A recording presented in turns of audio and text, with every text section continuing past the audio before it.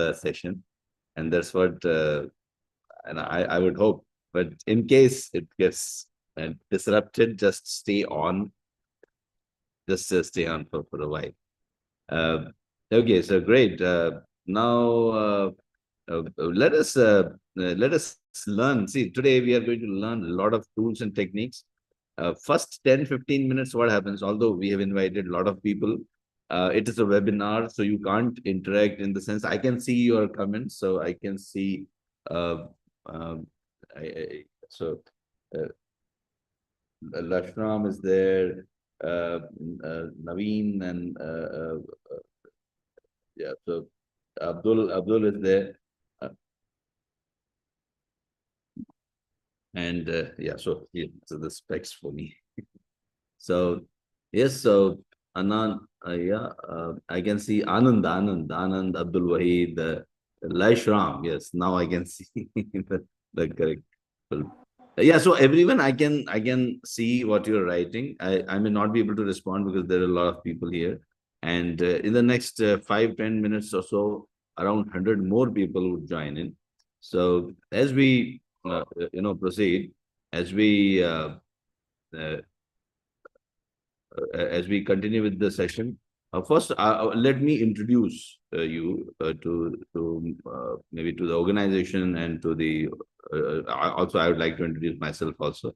So let me do that, and maybe also I can ask you some questions. So if my team can put some questionnaire here just to collect a little bit of ideas, so that will give me an idea which industry you belong to. So if you tell me that, I would be able to.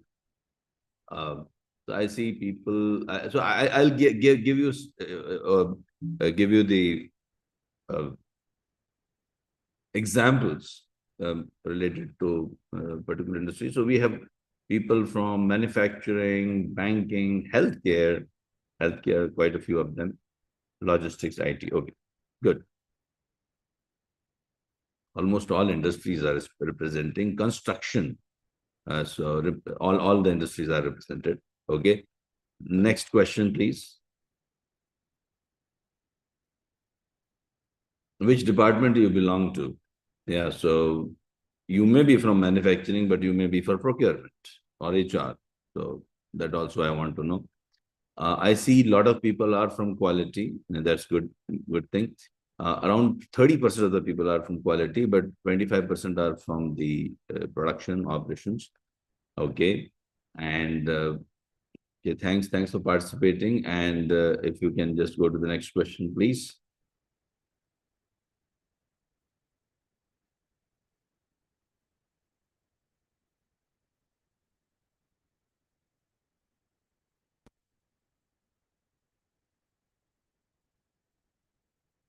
Okay, so now I see that. So now the reason why we want to know your range of salary, I can tell you the people who are in the first bracket, they can easily expect 30 to 40% jump, even 50% jump within 1 year of completing course.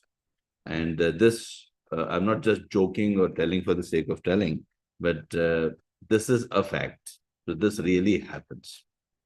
And second bracket, around, I can say 20 to 25% increase. Third bracket, I can say around 15 to 20%. And the last bracket, yeah. So that will enhance your role. And obviously, your experience plus this knowledge of Lean and Six Sigma is going to help you progress further in your career. So salary, you are always already in a good one. I'm not going to say that some of the nicest package, but further increment is definitely possible. My team can confirm that my voice is clear. There's no interruption. In case there is an interruption, just let me know. Okay, and in case there is an interruption, I will request my team to just play some video from one of the Lean and Six Sigma application from any of one of the industries, and that should be really good. So based on whatever you have told me, first I will introduce myself. I'll introduce the organization. I'll talk about Lean and Six Sigma benefits. Then I will talk about introduction to Lean and Six Sigma. I will introduce you to what is Lean and Six Sigma. Then If you claim that you are a yellow belt, which of course you will be after 2 hours of training, 2.5 hours. So stay on for 2.5 hours. So after that, you would know TMAC, define, measure, analyze, improve, and control, TMAIC. And then we will also see some of the applications in industries and in all domains, project management, construction. See, those who are in project management, and I also do PMP training, PMP preparation program. There's a full module of quality and all the tools and techniques which we are going to cover today. These are very much part of the PMP syllabus. So that is again dual advantage of doing a Lean and Six Sigma green belt. Apart from that, Lean and Six Sigma green belts and black belts can improve the process, improve any process in any industry. Now, if okay, so as I was telling, people do join. See, last 5 minutes, around 50 people have joined, and next 5 minutes, I am expecting to join 50 more people till the time. And let me give a formal introduction and also a welcome to all of you.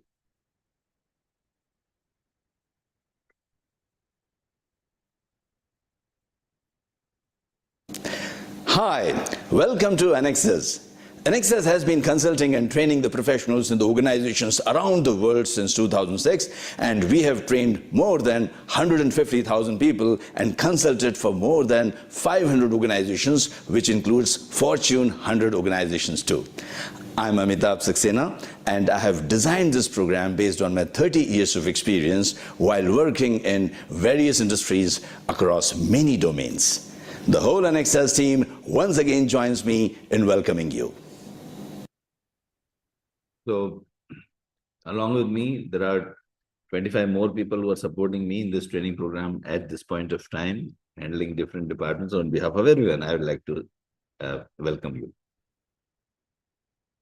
We have been around since 2006. Worldwide, we have conducted trainings. 150,000 plus people have been trained, and you are one of the recent additions. I'm a chemical engineer, MBA finance. Also, I keep writing poetry in Hindi and Urdu. And yeah, I'm hardworking, and I was hardworking during. So I'm telling you the story. 1990 to 2000, I was a project. I was into projects. I used to set up the plants, petrochemical plants. So some of the plants I set up. One was my first project was ethylene column erection and commissioning.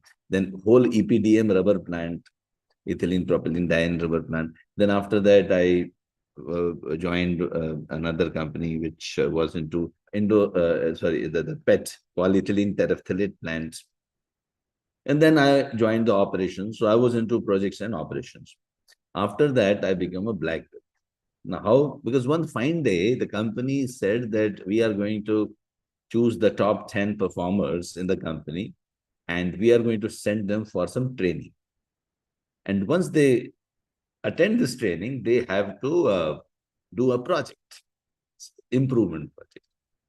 And I thought I was one of those top 10 high performers, top performers, but the company did not think so.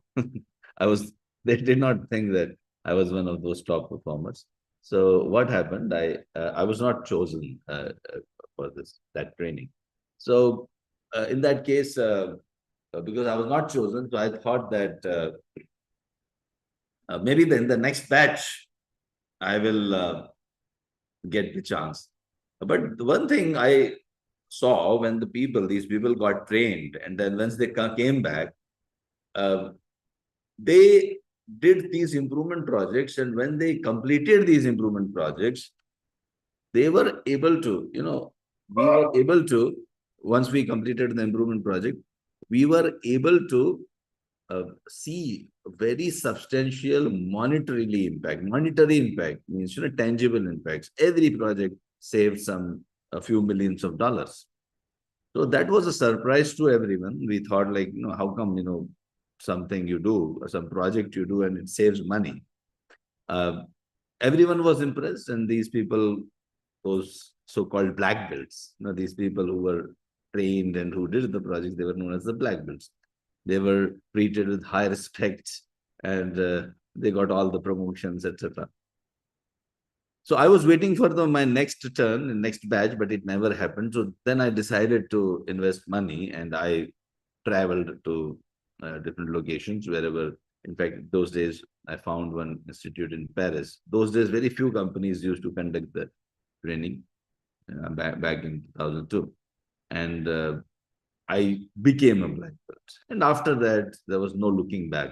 I'm not going to tell you the whole story, but in short, today, I'm a Lean and Six Sigma Master Black Belt, data scientist, PMP, CPHQ, 34 years of industry experience, consulted more than 200 organizations. And the best part is Lean and Six Sigma makes you independent. You can be self-employed. You know, what I'm trying to tell you is that self-employment is very much possible. You don't have to depend on job. You get the confidence that you can improve any process in any industry. So if someone asks me, what is Lean and Six Sigma in one sentence? I will say that Lean and Six Sigma is a process improvement approach using projects.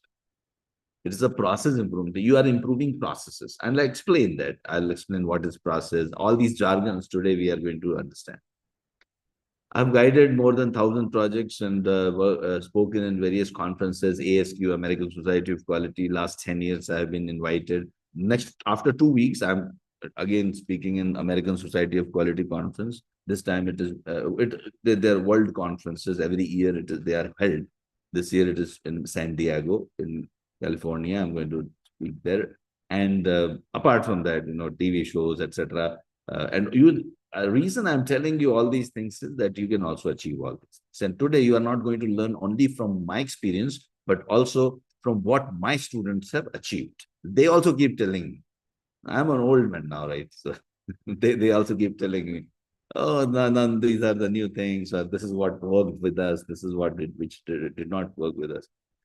Yeah, so just to wait for some more people as they're joining, I'll show you some photographs from different countries and different places around the world just to give you a confidence that I really did these training programs and uh, uh, I have really achieved something. I'm the right person to teach you. So as they say, establish your credentials, etc. So different companies, different countries, different domains, a lot of awards in different forums, TV shows. Those who are from India, they I am will Shekhar recognize Suman, and I wish to the Z congratulate Business all the Show Six Sigma certified hosted by black belt from Anexas. All the best. Shekhar Suman. Thank you. He's a very famous TV show host. And yeah, so this is, oh yeah, this is a black belt. Not after learning what was green belt, black belt, and Lean Six Sigma, we posed for this photograph. And typically, if you meet me, I will definitely click a photograph with you. I keep roaming around the world. I'm a resident of Australia, a PR for Australia, but I keep roaming around mostly in Gulf countries, Middle East, and Europe because most of my clients are there. Um, uh, I told you about this, so I'll just take On 21st of May 2000. Indian Railways, Saudi Railways, American Railways, they are our clients. Aramco, Saudi Aramco, SABIC, National Healthcare Service in UK, etc. I have also written a book, Ministry of Health, Deputy Health Minister of Saudi Arabia. He's he has attended our session along with ministry officials. And also, I take pride in telling that I conducted the first ever Lean and Six Sigma Black Belt program held in Middle East in 2007. That was also covered in the newspapers. Okay, so now let us learn about. So I think I see now more than 100 people have joined in, and now we will be freezing our classroom. After that, there will be restricted entry. And thanks for joining. Those who have joined, thanks for joining. So generally, first 20 minutes, we allow people to join in. And because if you miss out, and I will request you to attend the full session. Now, if by any chance you are not able to attend the full session, please do watch the training. We will be giving you the video. So the video will be given to you and you can watch whenever you get time, you can watch.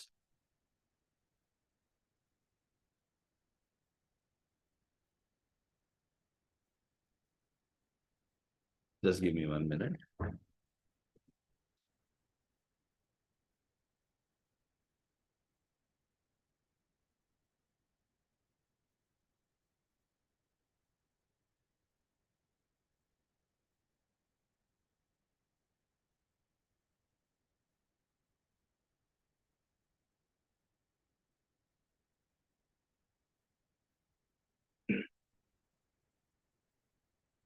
Yeah. So let us start. Okay, let me ask you a question. Uh, can you tell me what are the common elements here you notice? A manufacturing company improves production by 30%. A hospital reduces discharge time of patients from 3 hours to 15 minutes. A 64% reduction in recruitment time in a multinational company.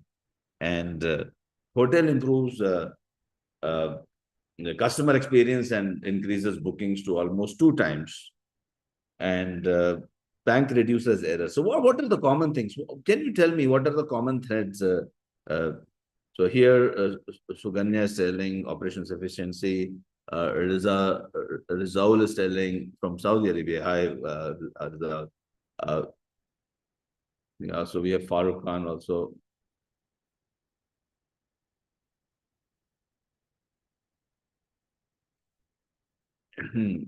And Farooq Khan is you're telling something. So yeah, I've got the message. Yeah. Faisal, Kiran, uh, everyone has responded and almost everyone is right. Uh, all of them are talking about improvements. And one common thread, one common thing which you can see here is they are all Lean and Six Sigma projects. They are all Lean and Six Sigma projects.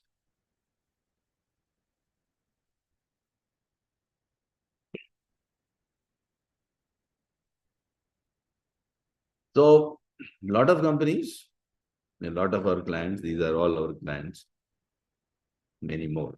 They have achieved all these things. So what did I tell you?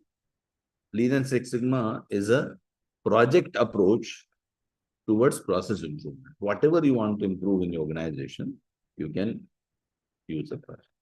Let me explain. I will definitely explain all these things to you.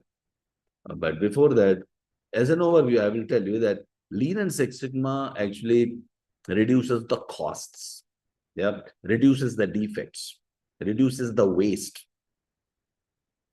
reduces the rework, reduces the cycle time, then also improves the quality, improves the production efficiency, increases the productivity, improves the customer satisfaction, improves the capacity, improves the profitability, resilience. Now, which CEO would not love a person who can do all these things for the company?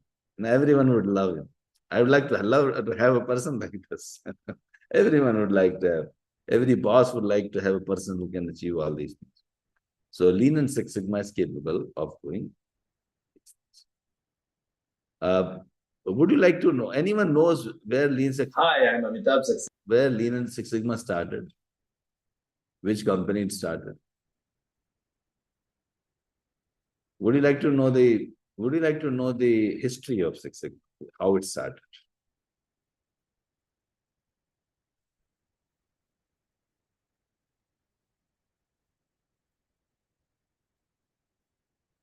Okay, so Faisal Al Musa is telling yes. Okay, so keep responding. As I said, I may not be able to see all of your comments. Achieve all these things. So, well, Lean and Six Sigma green belts and black belts are those individuals who can do improvement projects in the organization by choosing improvement opportunities and converting these improvement opportunities into projects. It all started in Motorola when Bob Galvin, the CEO, took a challenge saying that I would like to improve everything by 5 times in the organization. And he was told about some statistical tools and techniques which Bill Smith and Michael Harry were using to improve the processes. Bob Galvin was so much impressed with what Bill Smith and Michael Harry were doing, he told them to develop a methodology which, if applied to the organizational processes, can improve the processes. So he was particularly impressed with what Bill Smith and Michael Harry were doing. They were choosing improvement projects. Now, what is the definition? As I told you, definition of a project is it has a starting point, it has an end point, it doesn't exist after some time. So Bill Smith and Michael Harry would translate the improvement opportunities in the organization to projects, and applying tools and techniques of statistics, they would find the root causes of the problem, and then after solving the root causes of the problem would impact the organizational bottom line. Both of them developed Six Sigma DMAC methodology. They started training the green belts and black belts. Green belts and black belts were the people who could fight all the quality related problems in the organizations. Six Sigma brought in a lot of benefits for Motorola, and it also won Malcolm Baldrige Award in 1988. Jack Welch of GE was so much impressed with this methodology that he told his employees that you would not be promoted if you are not a green belt. So everyone wanted to be a green belt, everyone started doing projects. Then GE started telling their vendors and suppliers that if you want to have business from GE, you need to implement Six Sigma. So vendors also started asking what is Six Sigma, and GE would say that we will send our master black belts and train you in this methodology. So in this manner, Lean Six Sigma spread out around the world, and today almost 80% of the Fortune 100 companies and many, many more companies around the world have implemented Six Sigma and Lean. Lean started in Toyota. So I'm not going to tell you the story of Lean, but I'll show you some applications, in a short while. I see a lot of people are from healthcare and hospital. So I will try to maybe take examples from all industries. First half, I will talk about a little bit about Lean and in general, what is DMAG. And then we will do a project. Now, when we are doing a project, I will choose a process which could be applicable to all industries. So there is a recruitment process. Every company recruits. So I can take a project. We will do a project together. We will do a project. Not together. I can't say you will do the project. It's a yellow belt. So I will do the project, and you will just see. You can just watch me doing the project. So you'll get an idea. But when you join my green belt and black belt training, then in that case, I would definitely expect you to do the project with me, and I'll make you do the projects. I will give you the templates. I'll give you the videos, of course, and the learning, and then together we do the project. So today you have to just watch. You don't have to do any project, but you will get a good idea about how Lean Six Sigma works. So before I go to the definitions, further bifurcating what is Lean and Six Sigma, let me also tell you what do these designations stand for? Yellow belt, green belt, black belt, master black belt. So yellow belts are those people who are exposed to the basic tools and techniques. Just exposure you would get. You will see how a typical cause and effect diagram looks like, or a Pareto chart. What do you mean by Pareto? If time permits, I will talk about box plots and scatter plots also.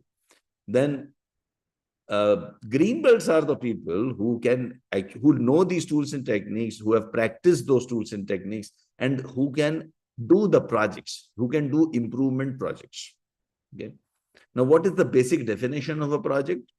The basic definition of a project, anyone? Yes, a lot of PMP guys are there. A lot of my PMP students are here. If you can tell me, what is the basic definition of a project? It has got a starting point. It has got an end point. It doesn't exist after some time. So when you are doing a project, it is a one-time endeavor. So Lean and Six Sigma green belts do improvement projects in a process. Now, process is a set of repetitive activities. So Lean and Six Sigma is the green belt does an improvement project in a process and saves some good money or improves the customer satisfaction. Green belts know around 100 tools, statistical tools, and they apply these tools and techniques. Then you have black belts. Now, black belts, they would be exposed to around 50 more complicated tools like hypothesis test and design of experiments, etc. And they can take on some more complex problems. So their savings of these black belt projects would be much, much higher. They can also guide the green belts. And the master black belts are those who can guide green belts and black belts, who can conduct training programs, who can launch Lean and Six Sigma in different organizations, who can roll out Lean and Six Sigma in multiple departments, and also who can be independent consultants. So many of my master black belts over the last 18, 20 years have trained many of them. They are very well known consultants today, consultants and trainers. In fact, many of them, they are competing with me, and I'm happy to say that. Many of them are, I have described in my book also, one of my books, The Anexas Story, I have talked about how I was pitching in for one major petrochemical giant, and I saw one of my student, 10-year back, he had attended my training. He was also actually pitching in on behalf of a very large consulting company. And actually, they won the order. So, happens. But I'm always happy for my students, as any teacher would say. And I'm happy to train you, all of you, because I love training. Uh, I've been doing this for quite some time, and I love it. Now, let me. I was talking. So let's talk about some basic fundamentals, right?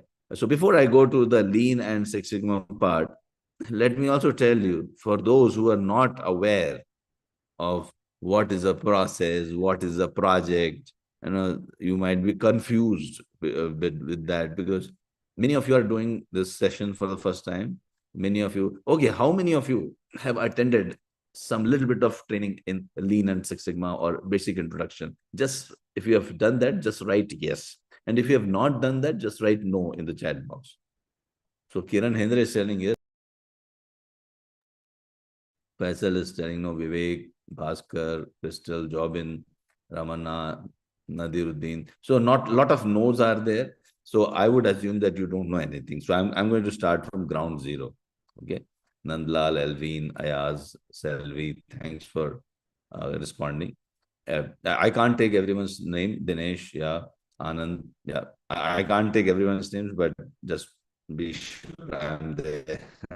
I'm seeing your comments. So let me tell you, let me give you, or let me make a model of all the organizations in the world, every organization in the world, every organization, all the organizations, every organization, what it is involved in doing some repetitive activity. Every organization is involved in some repetitive activity. Now you'll say, well, I don't do repetitive activity. I do every day is a new day for me. Every day is a job. But if you see carefully, your organization is producing an output. Output, right? Your organization is producing an output from a set of inputs. Okay. So you have inputs and you are producing an output through a series of process steps. This department A, department B, department C, department D. If you are a service industry, or if you are a manufacturing facility, then it will be machine A, machine B, machine C, machine D.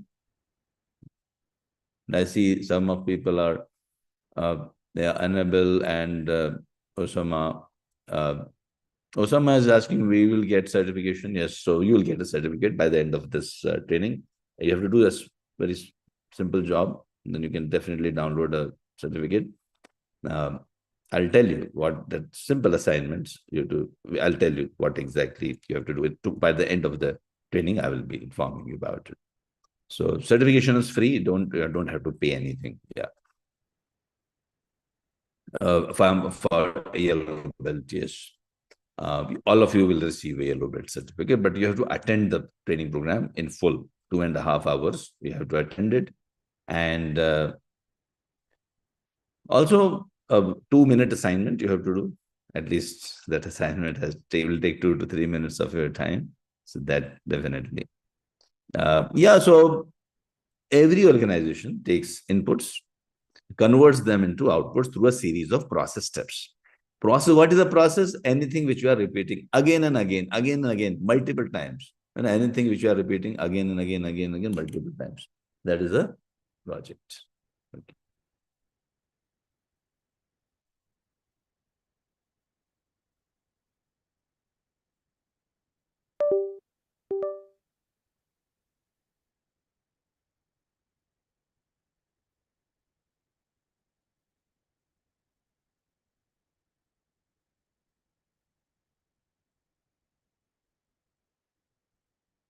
Okay. Now, inputs are received from suppliers. Suppliers will give you the inputs. So if a manufacturing company, you will have raw materials, you can have manpower, the knowledge of the manpower. These are all your suppliers. Sorry, these are your inputs, and these inputs will be supplied by the suppliers. And then outputs are consumed by the customers. Yeah, outputs are consumed by the customers. Customers would be using your outputs and deriving some value out of it. Yeah. Your output, your output is always either a product or a process. There is no third type of output. So think of your organization. If you are a hospital, you are providing a service. If you are a manufacturing organization, you are providing a product. Sometimes you provide both. You have a product as well as service. So right now, this is a product. And this is a service. The customer is deriving value from your product or a service. Customer is deriving value from your product or a service. Customer, you will always see customer is not interested in your product. Customer is interested in the value he or she derives from the product. What does it mean? Like, for example, if you are supplying car, if you are a car manufacturer, the value the customer is deriving from the car is ability to move from one place to another place in comfortable setup. Comfortably a person can move from one place to another place. That is what the customer is looking at, isn't it?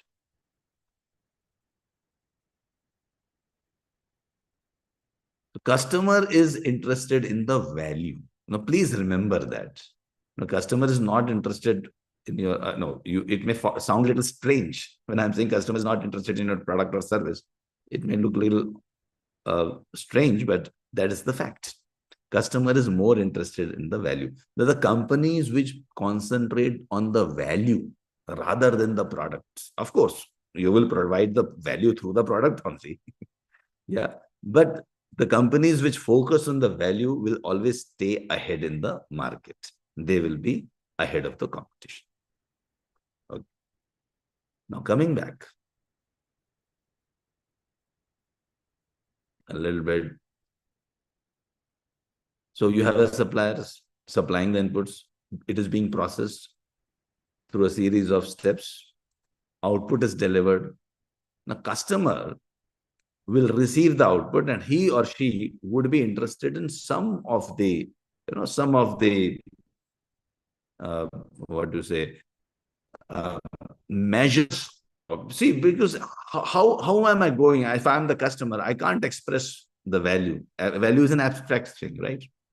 So I can't express. So I will measure your performance through a series of measures, which we call it as CTQ, critical to quality characteristics, critical to quality characteristic measure. That we call it as a measure, CTQ, critical to quality characteristic. Typically, cycle time, these three CTQs or measures will always be, any customer will be very much interested in that.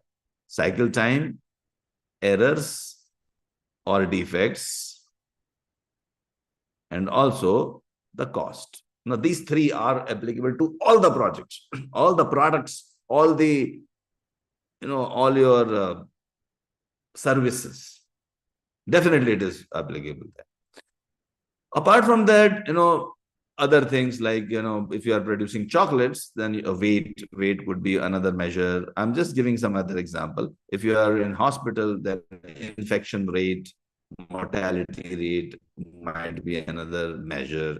So measures could vary from industry to industry, but I hope you got the point. So measures will be on the products or the services. We call them as Y. Let us designate them as Y. Y is the output measures.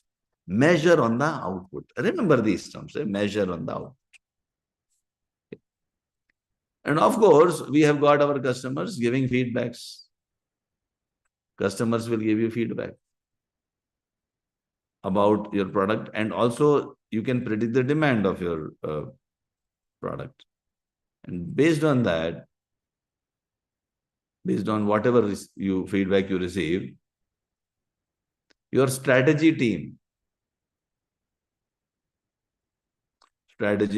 or planning team will inform the suppliers to provide the raw materials or the inputs, plus also tell all these departments, Department A, Department B, to make changes in the policies and procedures, SOPs, right? SOPs might be standard operating procedures, policies, procedures. Sometimes process needs to be redefined. The changes to the process need to be made based on the customer's feedback. Because you want to stay in the market, we want to, keep the customers happy. Now, customers will always be giving some specifications. Customers will be giving some specifications for every measure. Now, they may give or they may not give. You have to derive those specifications. Now, that's a different process. I teach you in the green belt session, but black belt session also in detail. But right now, for the time being, some measures has to be there. You cannot improve if you cannot measure. You cannot manage if you cannot measure. So what is the ultimate objective? Ultimate objective is to provide value to the customer. How? Through the product or service. Now, how will you measure? By CTQs, by the Y, this Y measure CTQs. Every CTQ, there will be some specification limit. Specification limit. We call it a specification. Okay. I'm not telling you the whole process. Generally we collect the voice of customer first, and we ask them, Mr. Customer, what do you want? The customer will say, well, your cycle time should be less. You should not make me wait. Delivery time should be faster. So that's what I get a measure from cycle time. Then they will also say, no errors, no defects, please. So I'm putting a measure, defects, errors. And the specification limit, that could depend, that will depend on which process you are talking about. So cycle time, it should be less than, let's say, if I'm talking about, let's say, recruitment process, it should be less than 60 days. Errors and defects, it should be less than 5 errors or defects per month or per day or per hour. It depends on your company, right? Depends on the process. I'm just giving an example. I hope you are able to try to fit your organization and try. I'm sure. Are you able to visualize your organization, how it operates? Are you able to visualize? Your organization, is a part of the system, whatever I'm describing. Every organization in the world is represented here. Every organization, every department is represented here. Every department, every organization is represented here. I hope you are with me. I hope it's easy, you are understanding. Right?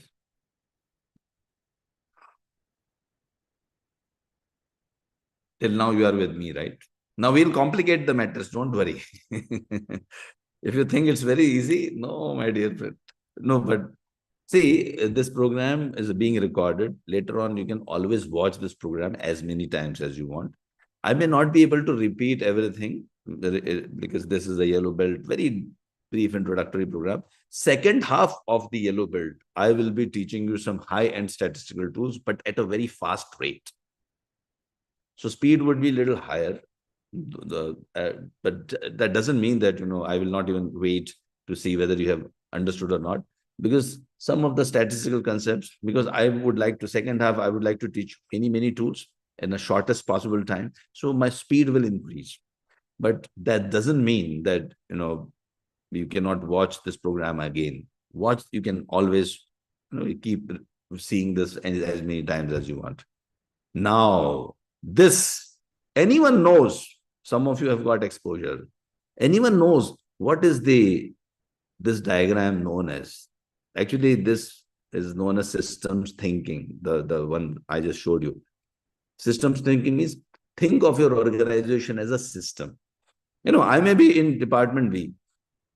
Silo approach means I'm thinking about only one department, my process, my department, my job.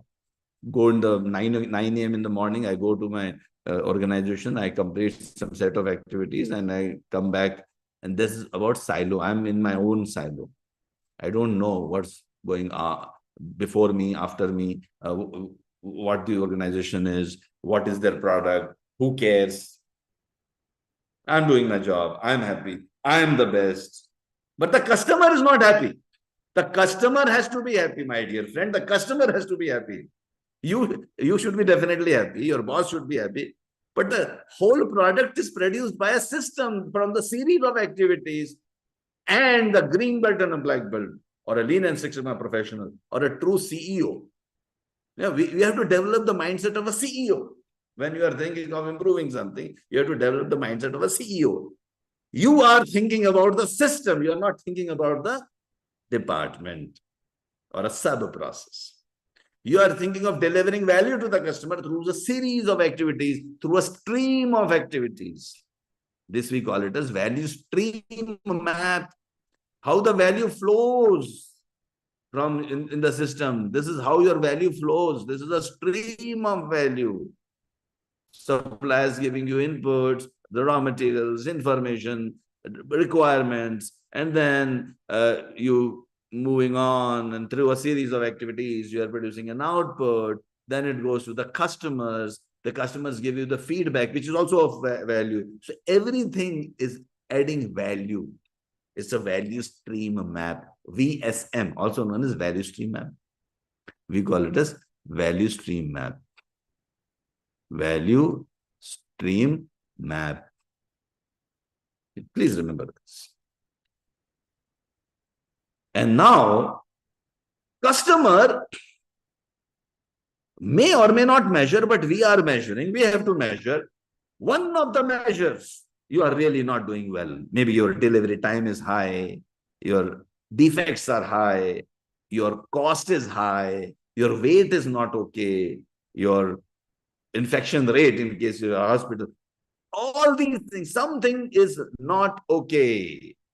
These become your projects. As a green belt and black belt, you will be assigned. Okay, please reduce the delivery time. Please reduce the variation in the weight of my product. Please reduce the infection rate. Please, in the bank, please reduce the account opening time. These are known as the projects. They will be given to the green belts and black belts. And they would be trained in this methodology. Like I'm training you. I'm also training you right now. That develop a systems mindset, and your product is produced through a series of steps. Think about the process. Don't think about the output only. Yeah. There is a tool which I will make a mention as we do the project in a short while. SIPOC, supplier input, process, output, and customer. S for suppliers, I for inputs, P for process, O for outputs, and C for customers. Okay. So whenever you think of improving anything, you won't like to reduce the cycle time. See, improvements are occurring in where? Improvements are occurring in the Y, in the measure. Your cycle time is to be reduced, your errors to be reduced, your cost to be reduced, your efficiency to be improved. There are so many things. Your profitability to be improved. So many things. So many measures are there. We also call them as KPIs. Some organizations, we call them as KPIs, key performance index. So if you combine the measures with the specification limit, it becomes a KPI. Okay. So now we have chosen our project. Okay. Now we have chosen our project. Now what we will do, I will explain. See, let's imagine our organization wants to reduce recruitment cycle time. Okay. And you have to do a project. So when a Lean and Six Sigma green belt or a black belt, they do a project, they follow a methodology called DMAC. Define, measure, analyze, improve, and control. DMAIC. So we will do a project. So I'll take you through define, measure, analyze, improve, and control. And as I take you through those, I will also keep teaching you certain theory, some applications. When you are looking at creating value, unfortunately, not everything you do in your organization or in your office or in your company is going to add value to the customer. That is unfortunately. Now, don't think you say, oh, no, well, I add value. I am a value adding person. I always add value. Whatever I do in the organization, I never waste time in my company. But definitely 70 to 80% of the things which you do, unfortunately, I'm telling you, it's a fact I'm telling you. 70 to 80% of the things which you do in your company, they don't add any value. Now you will be surprised. You are walking around, it doesn't add any value. You are doing rework, you commit a mistake and then you again redo it. Not only you, your whole team, 40, 30, 40% of the time you are doing rework. Anything starting with re is a waste, not adding any value. You commit a mistake, you spend time, money, resources of the company to commit a mistake. Yeah. And you know, it is not adding any value. Any inventory, waiting time means, I'll give an example. Suppose let's take A, B, C, D. These are process steps. A completes job in 10 minutes. B completes job in 10 minutes. C completes the job in 20 minutes. What will happen? There will be work in process inventory. Like there will be work stuck. If you are a manufacturing company, you'll always find that there is work in process inventory before C. There's a long queue. If you're a bank, then there will be long queue of customers before department C. If you are a hospital, there will be long queue of customer in front of the department C. I hope you are understanding the concept. See, my idea is to tell you the concept. You apply this to your organization. And I hope you are able to apply. We'll take an example now, but I hope you are able to apply this.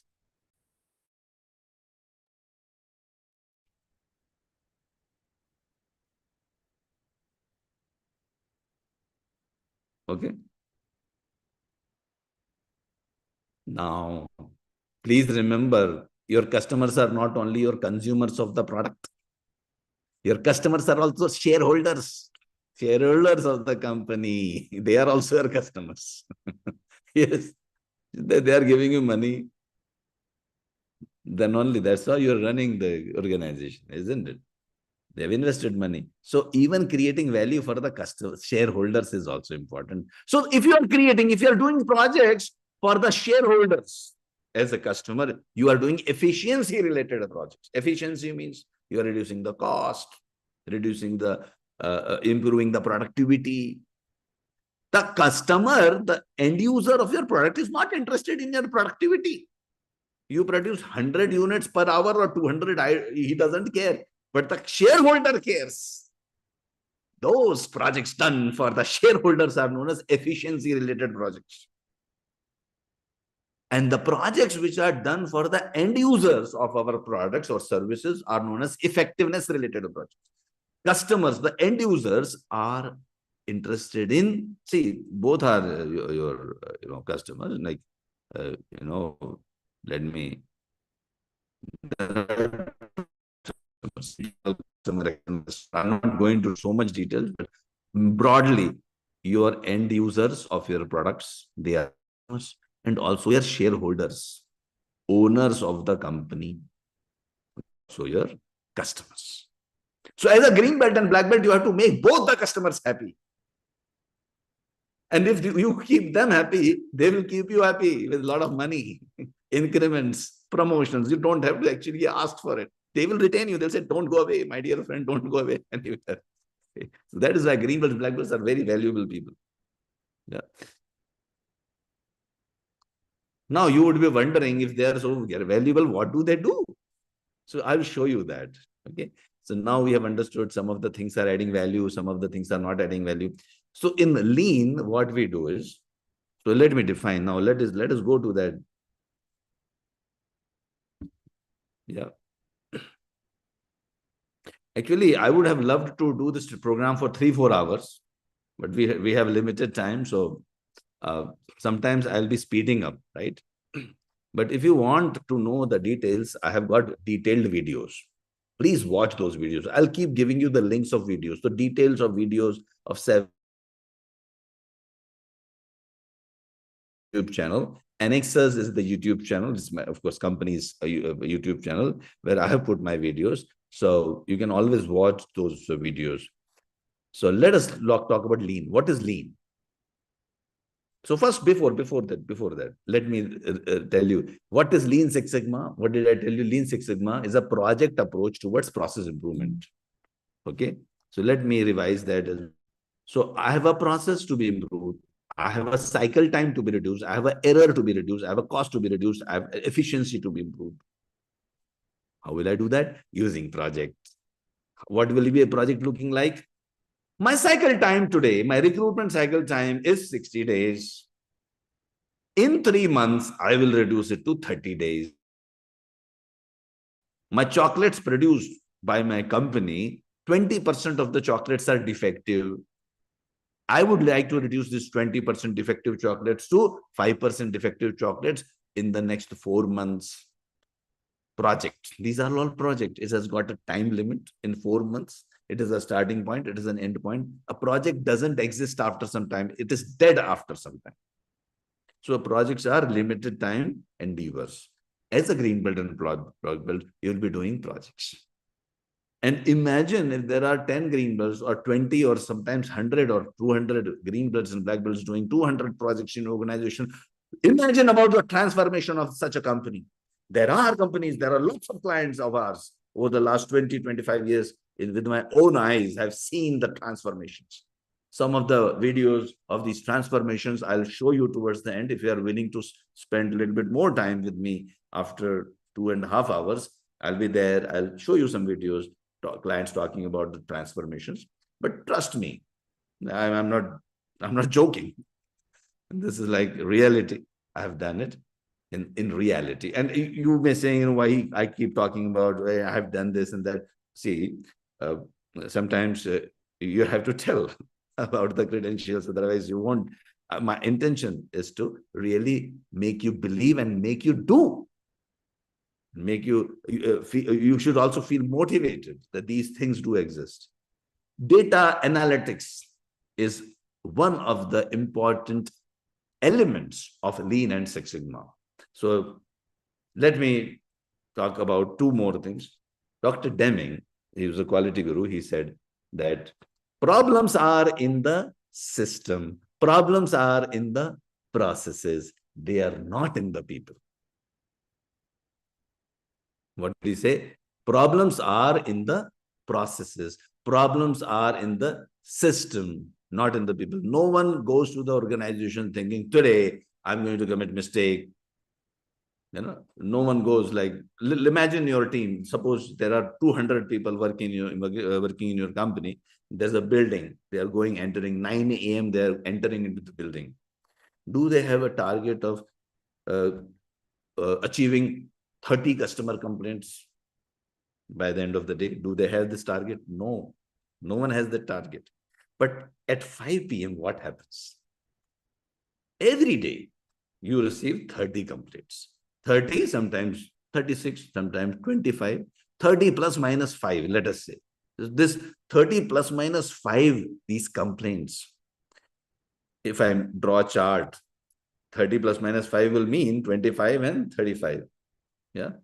So it will appear that your organization is designed to produce 30 plus minus 5 customer complaints. Which is designed to produce 30 plus minus 5 complaints? Your organization, not you. You don't have an intention, but your system.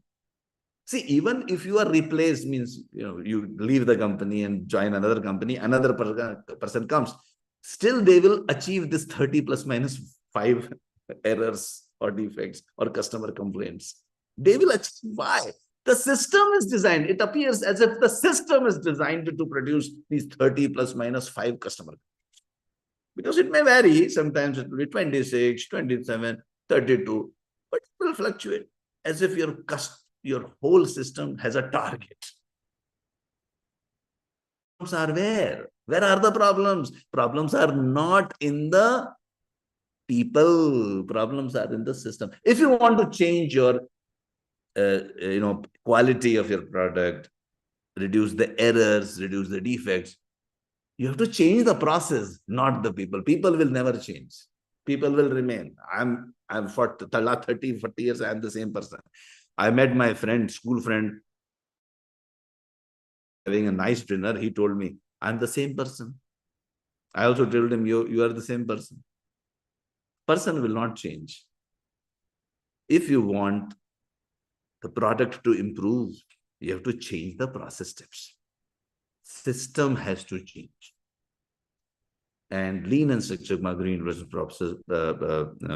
professionals, they are thinking of changing the processes. Process excellence, process improvement, no people improvement. People are already good. They will take care of themselves. Don't try to change them. They will check. They will improve themselves. They will take care of themselves. Think about the process. So that's what we are going to do.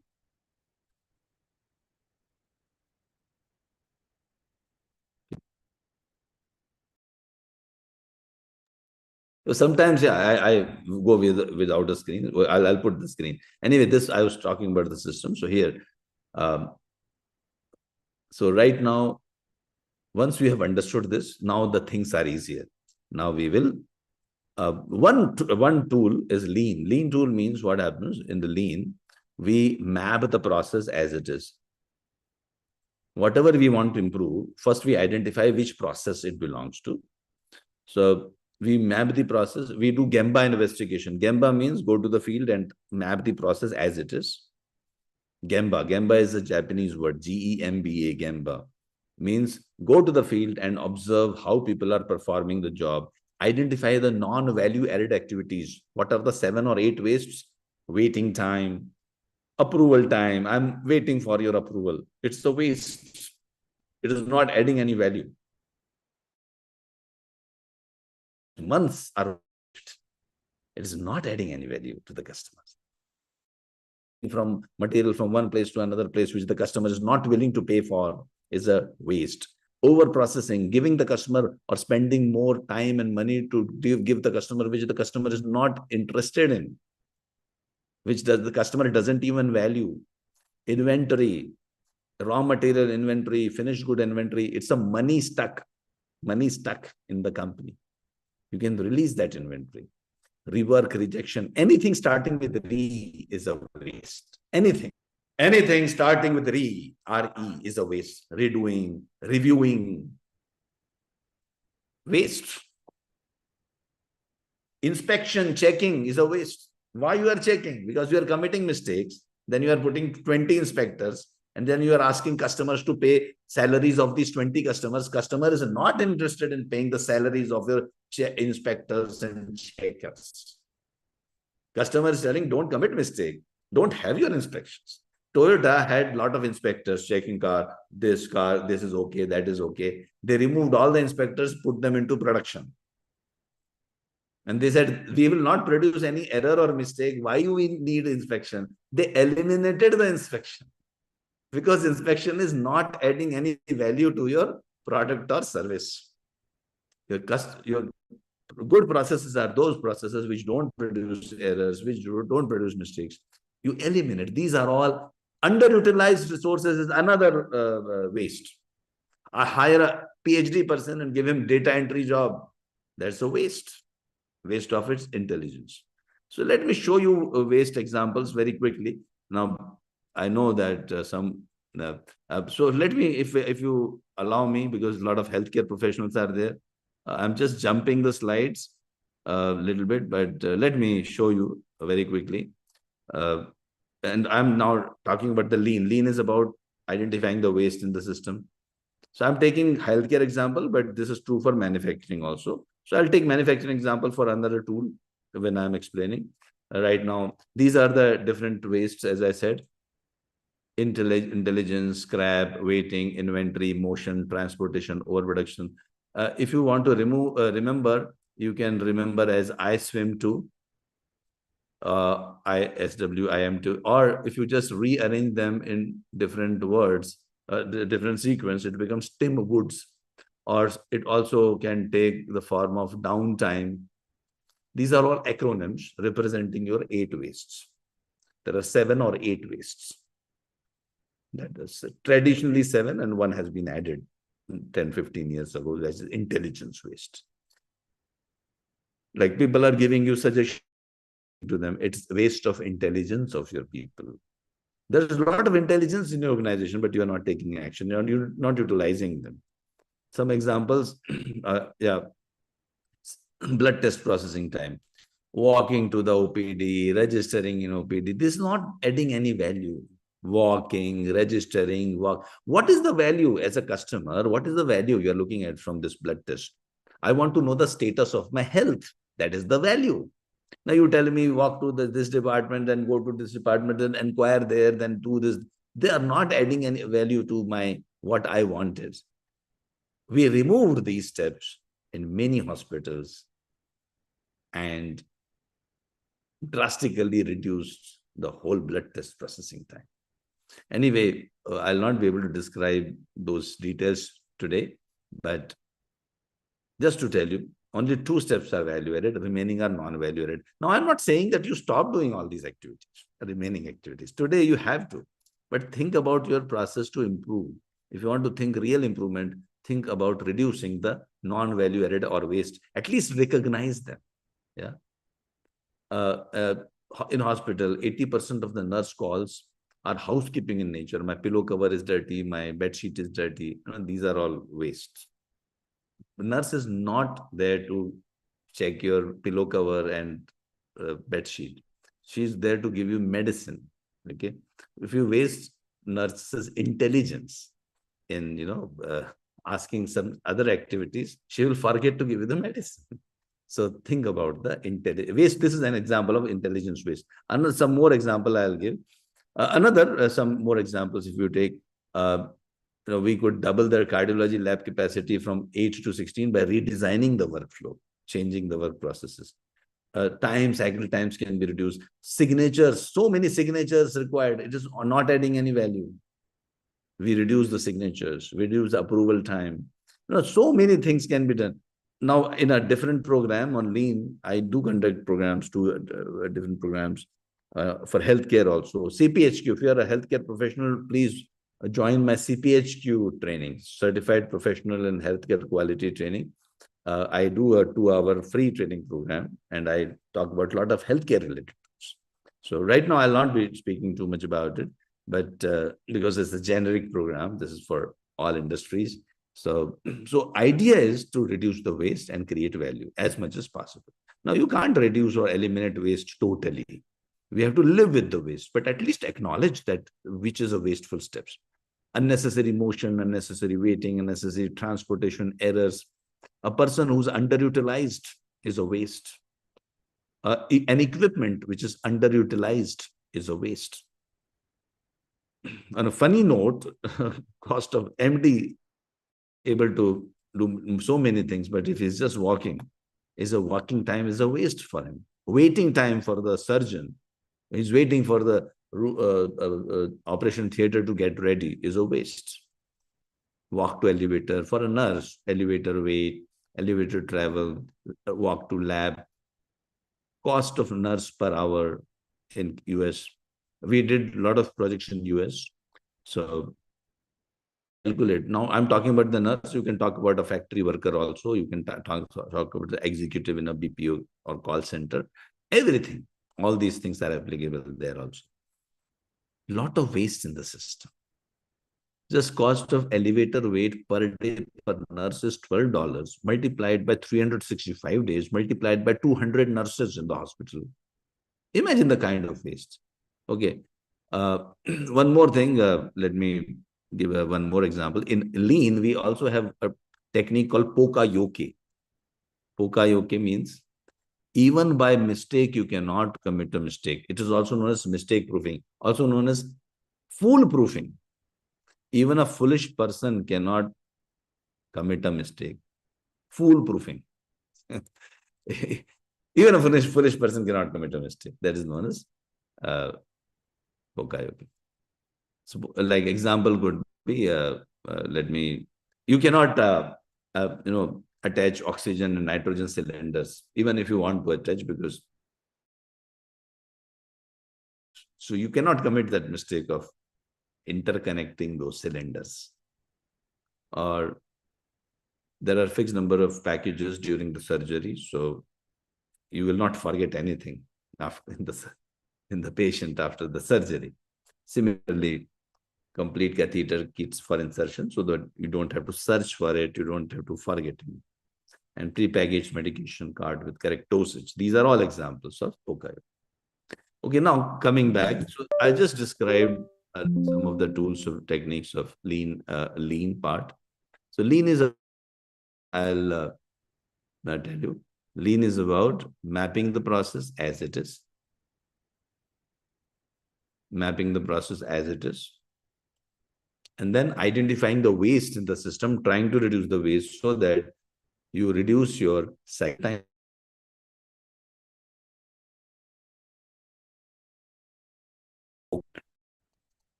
And every time you do a project.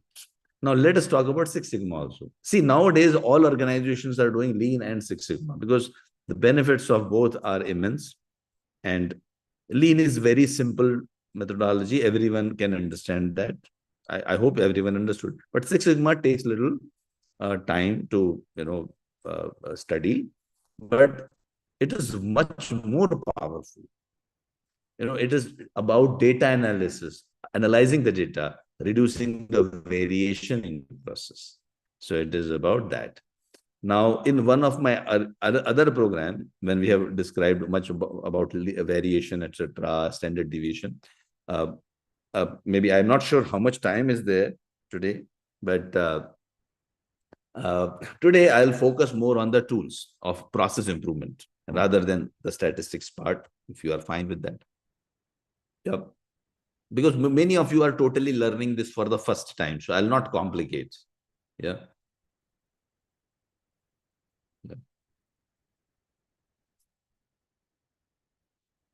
So my team can tell me how much time is remaining, total time, how much, because I sometimes lose track of the time.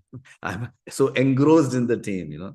So exactly, see, now we have already completed 1 hour, 15 minutes. So I have 45 minutes or I have got 1 hour, 15 minutes more, if you just let me know. So according to that, I will now jump to the project. Okay. So this part, the Six Sigma part, I will tell you as we progress, as we learn about, we'll do a project. Okay. That part I will tell you. DMA. Define, measure, analyze, improve. Whatever you want to improve, you will follow. You will learn some tools and techniques. You will learn about SIPOC, you will learn about project charter, we will learn about types of data, we learn about a little bit about normal distribution and what is the concept of control charts. We learn about cause and effect, Pareto, box plot and scatter plot. I'll give you the hints, brief introduction, process mapping, and brainstorming, etc. 5S, Poka-yoke I have already described. 5S is, I think, I can give you the video. You can watch that, That's a very lean, powerful lean technique. But let me give you the video right away. My team will put a video on 5S. You can watch that and learn about 5S. That is also a very powerful technique. So now coming to the project. Now what happens, sorry, whenever you want to improve something, suppose, let me give a simple example. I want to improve my health. Okay. I want to improve my health. Now, when I want to improve my health, okay, just give me 1 minute. I'll take this. Yeah. When I want to improve my health, I cannot improve it if I cannot measure. So one of the measure of health is weight. Okay. So what I do in the define phase, I define my problem statement, and a goal statement. Problem is my weight is, I'm just taking an example. In fact, I did this project 5 years ago. I did this project. So let me describe that project only to you very briefly. Problem was my weight was 90 kg. I wanted to reduce it to 80 kg. Okay. Although my ideal weight is 70 kg. Okay, ideal weight is 70, but I'm doing a project. Please remember, I'm doing a project. In 6 months, I can only achieve 10 kg. So that is why I have chosen the target of 10 kg reduction in 6 months. It's a project. I also form a team. Team is my family members, my doctor, my gym instructor. They are my team. So in define phase, you form a team, write a project charter, problem statement, and goes. Then you start collecting the data. So I start collecting the data, and for 10, 15 days, I collected the weight. Lean Six Sigma is a data-oriented approach. You have to believe that, Deming used to say, in God we trust, rest others bring data. Means I'm not going to trust you unless you show me the data. And whatever you are trying to prove, you have to prove using the data. So here, right now, if I take this example, I collected the data. One day I collected, my weight was 90 kg. Another day it was 89.5 kg. One fine day it was 90.1 kg, sorry. 90.1 kg. One fine day it was 89.2 kg, 89.6 kg, 90, 90.5, 90, 90.1, etc. It had an average. And there is one more thing which I will introduce you. It is known as standard deviation. Every data set will always have a standard deviation. So there was a standard deviation, which was here in this case, some value. Now let me take it is 0.5. Okay, 0.5. So when I measure the data, when I collect the data, I plotted a histogram. Most of the time I was having, I was at 90 kg, but sometimes I was at 90.5, sometimes I was at 91.91, and sometimes at 91.5. Similarly, here also, sometimes I was at 89, sometimes 89.5. So 89.5, my weight was fluctuating between 89.5 to 91.5. Who's telling me this? Data is telling. Now, this clarity is there now. We call this as my minimum 89.5 and this is 91.5. My weight was fluctuating like this. Okay. Now, I developed a statistical mindset now. Okay. I'm not just saying, oh, my weight is high, my weight is, and keep dreaming about reducing that. Nothing is going to happen. When I'm doing a project, I'm doing a proper DMAC approach following statistical tools and techniques. I plotted the data on a histogram, the way I did just now. I plotted a control chart. This is known as control chart. You know, what I just showed you is known as control chart. And I stopped bothering about day-to-day variation. Otherwise, what was happening earlier? My weight is 91. I'll say tomorrow I'll not eat. I will not eat and I will reduce. Then because So sometimes weight was fluctuating. Even though I did not eat, still the weight was going up. I was totally confused. This is how I was managing earlier. But the statistical thought process says your system has a control limit. Your system operates within certain limits.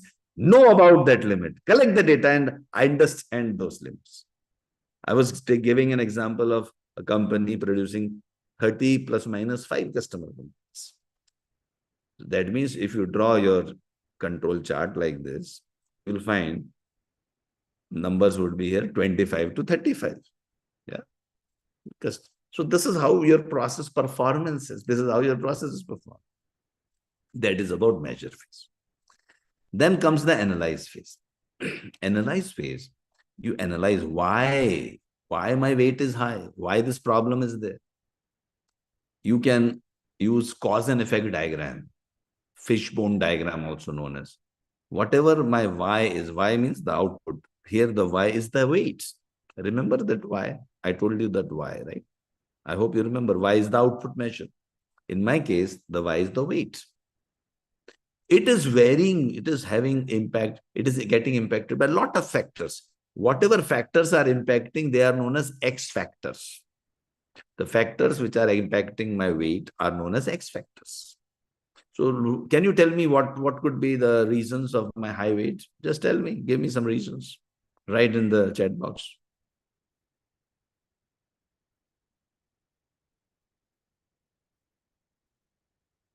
Yeah, so food habits, low activity, food, more food intake, diet, Hindu, Farooq Khan, Anand, Laishram, Samadhan, Kala. Yeah, all stress. People are telling stress, portion of food I eat, my lifestyle, sleep, yeah, sedentary lifestyle, stress, uh, my exercises, no exercises, type of food diet, so many things. First, I measure everything, whatever is possible. This is cause and effect diagram. After that, I apply Pareto chart.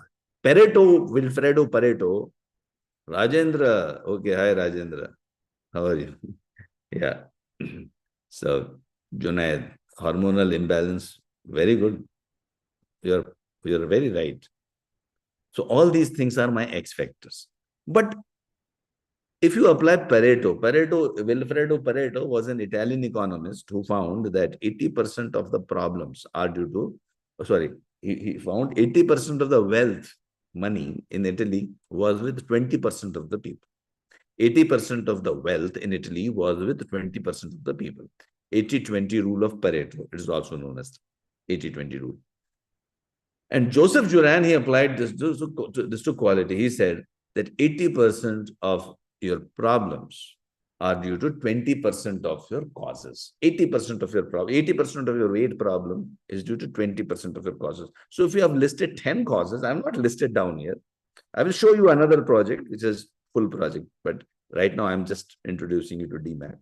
So if I list down all the causes, let's say 10 causes I've listed, 20% of those 10, 20% of 10 is 2. Only 2 causes are responsible for my 80% of the weight related issues. So what did I do? I focused on those. I collected the data and proved that these are the real causes. How I did, I'll show you another example of an industry company, explaining those charts in a short.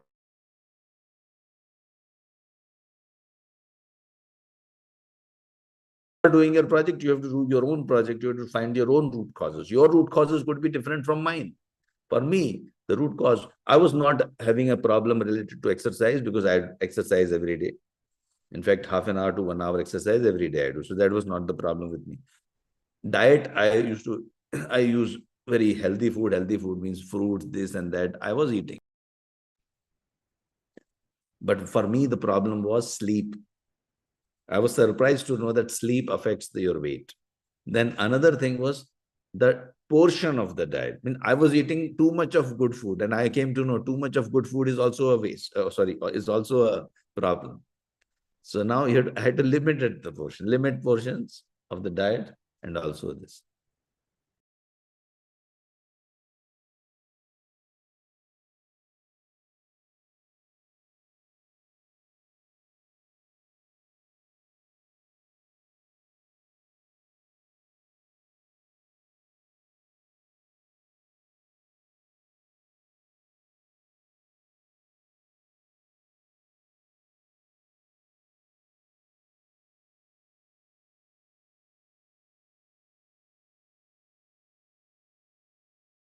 Sorry for the break. There was some, yeah. So here, yeah. So now I found my two root causes. In the improve phase, I only acted on these two root causes. So what was the mistake earlier of what's happening? Why I was not able to focus, control my weight? Because I was talking about, sometimes I'm thinking about exercise, something someone tells, they say, you should try this diet, you should try that diet. And I was totally confused. And I was managing like this. I tried this diet, it increases my weight. I'll say, oh, this is not working. Earlier, this was the situation. Now I have statistical thinking, got my root causes. Now I acted on those root causes. I came out with some good solutions using 635 technique. Now 635 technique, my team will put 635 technique brainstorming session. My team will put 2 brainstorming related videos. You can watch that. Brainstorming is rules of brainstorming. Very important rules of brainstorming. I will not be playing that video here, but see, I have got very good videos. They will explain all the techniques to you. So you please watch. Rules of brainstorming, that is one. Second is 635 technique. You can use this in your own company. Another thing which you also should be watching is FMEA, Failure Modes and Effects Analysis, FMEA. FMEA is a very powerful tool, first used by NASA in 1960s and now used by almost all the companies, professional companies. I also did FMEA. FMEA is a failure modes and effects analysis. You imagine how you will fail and then you prevent the failures. Very, very interesting tool. Simple tool, interesting tool. Please watch. FMEA video has been watched by 1 million people. My FMEA video has been watched by more than 1 million people. That has got 1 million views. And it's a 13-minute video. Full tool is explained with example, with detail and example. Then after that, I expect you to do an FMEA in your own company. Think of a problem and you will solve it. Okay. So again, so FMEA, so I used brainstorming here. Okay. 65 technique. We also did FMEA, failure modes and effects analysis, means you cannot fail now. You have eliminated all the chances. I actually improved. I reduced my weight to 80 kg. There is a before and after photo also. I'm not going to show you now, but because it will deviate from the topic. But before and after, you can easily see. And then once I reduced it to 80, it won't remain 80. It little bit fluctuation will also, natural variation will be there. But I have got new control limits now. I've got a new control limits. Are you getting it? And I have to maintain it. Now to maintain, I have to do some more things, other things, which I did. See, I will not do the same thing which I did in improvement. In improvement, I did lot of drastic changes to my lifestyle and process. But I have to sustain it. To sustenance, I have to do some new things. Okay. I have to do new things. New things. Okay. This will be different from what I did in improve. So I changed my sleeping time, so that I can, continue with my sleeping things. Whenever I'm traveling, I introduce some new practices, and also diet. I started using some app. Nowadays, apps are there. I monitor my calories every time I click a photo and then monitor calories, and it becomes like a game. So all these things, that, and I'm able to sustain for the last 5 years. I'm able to sustain. So some weight variation will be there, but I'm within some range. No, my control limits have changed. This is known as lower control limit and upper control limit. Okay, LCL and UCL. Okay, so I just described. Now let me describe a project. A company wants to reduce the recruitment cycle time, okay, and you would like to do a DMAC project. So whenever you do a project, first thing is you have to have a process approach. Think about the process. Which process we are talking about? So let me ask you, if I want to reduce the recruitment cycle time in a company, which process I should be looking into? It should be recruitment process, right? So I identify the process name. Then I identify the head of the department. See, I also identify the process owner, who is owning the process, who is the uh, person who is responsible for that process. Hmm? Who is responsible for this process? Process owner, recruitment manager. Who is the head of the department of this process? Typically, boss of recruitment manager, HR director. So I have formed my team. And the people who are doing the projects, they are the green belts. Then the person who's guiding them is the master black belt. Okay. Now, first thing is do a SIPOC, supplier input process. I don't blame the people. Don't blame the people for the problems. Don't blame the recruitment department, recruitment team. Otherwise, what happens? Oh, the recruitment team is useless. They don't act on time. No, no blame. Problems are not in the people, problems are in the process. So look at the process first. So you have a customers. Generally, when you do a SIPOC, you start with the customers from right to left. So I identify my customers' departments. What is the output? These are the outputs. Recruited employees. What are the process steps? I receive a shortlist resumes. These are the basic steps. So high level process steps you have to write down. And then you have to identify what are the inputs to this whole recruitment process. Your IT system, job description, CVs, budget, HR staff, these are all your inputs. And the suppliers who are supplying these inputs. So now I have a systems map. Now I will not blame the people. Now I also understand output. Remember, output has a measure. What are the measures here? CTQs. Yeah, we have a CTQ, right? What is the CTQ we are improving? Recruitment time. That is my why, isn't it? Recruitment time. And this why is dependent on measures on the inputs and processes. Measures on inputs and processes are known as X factors. Some examples I will give. Time taken to interview the shortlisted candidate, time taken to develop the mobilization plan. These are all measures on the inputs in your process. Process measures. We call them process measures. What are the measures on inputs? IT system available, not available, percentage of availability of IT system, job description availability, they are available or not available, CVs are relevant or not relevant. They are all impacting. These are all X factors which are impacting your recruitment time.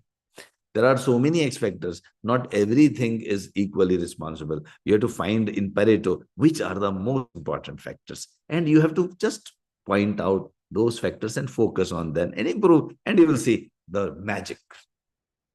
Right?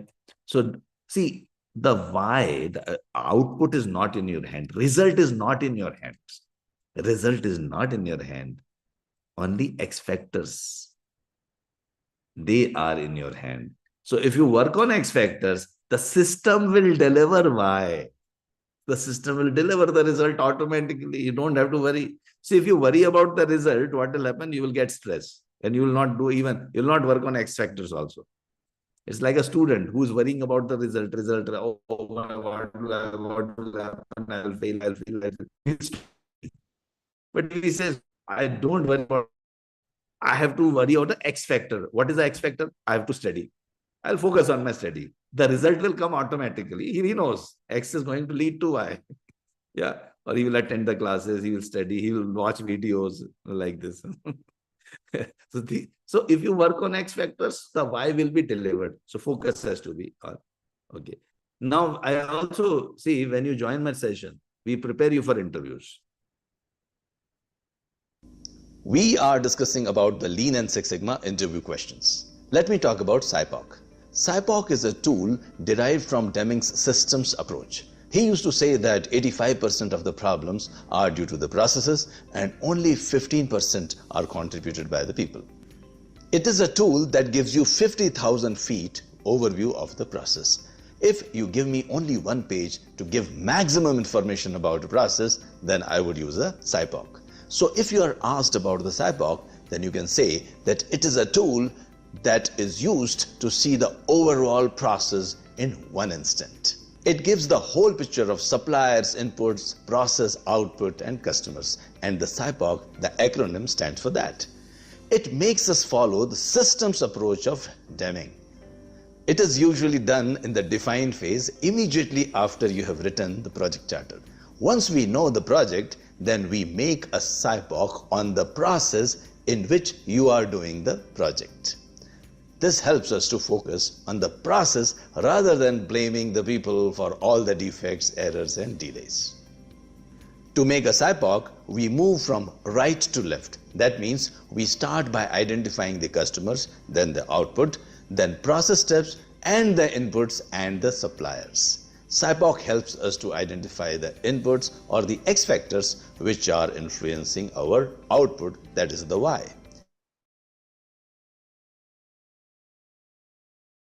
Of using the statistical methods. After that, you can give. Okay. Then we were talking about the measures, right?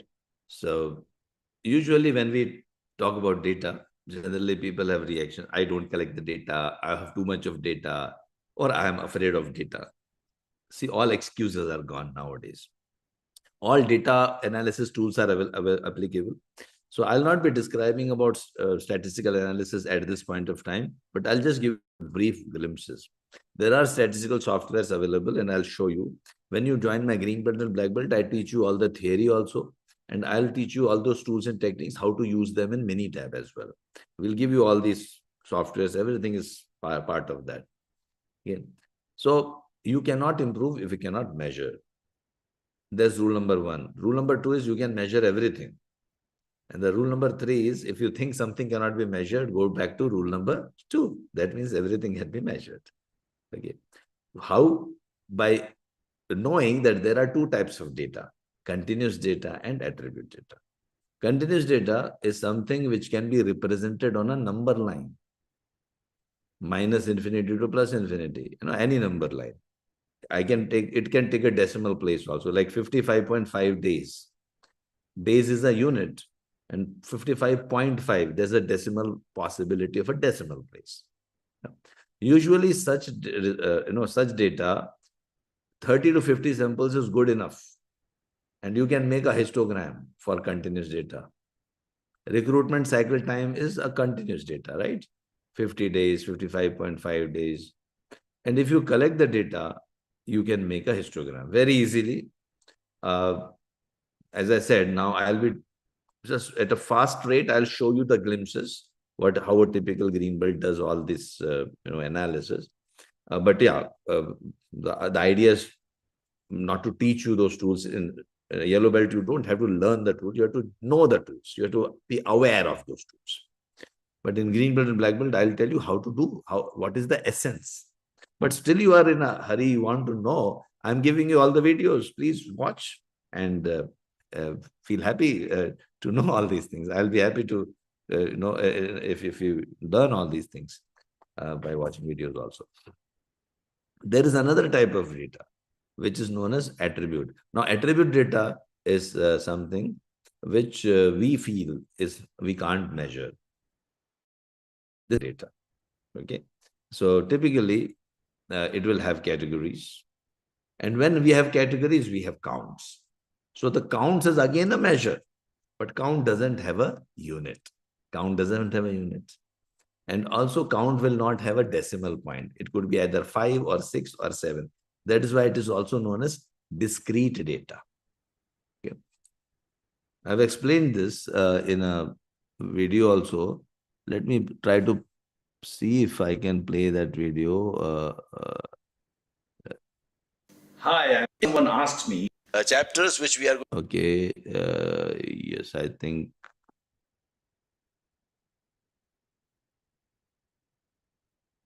Yeah.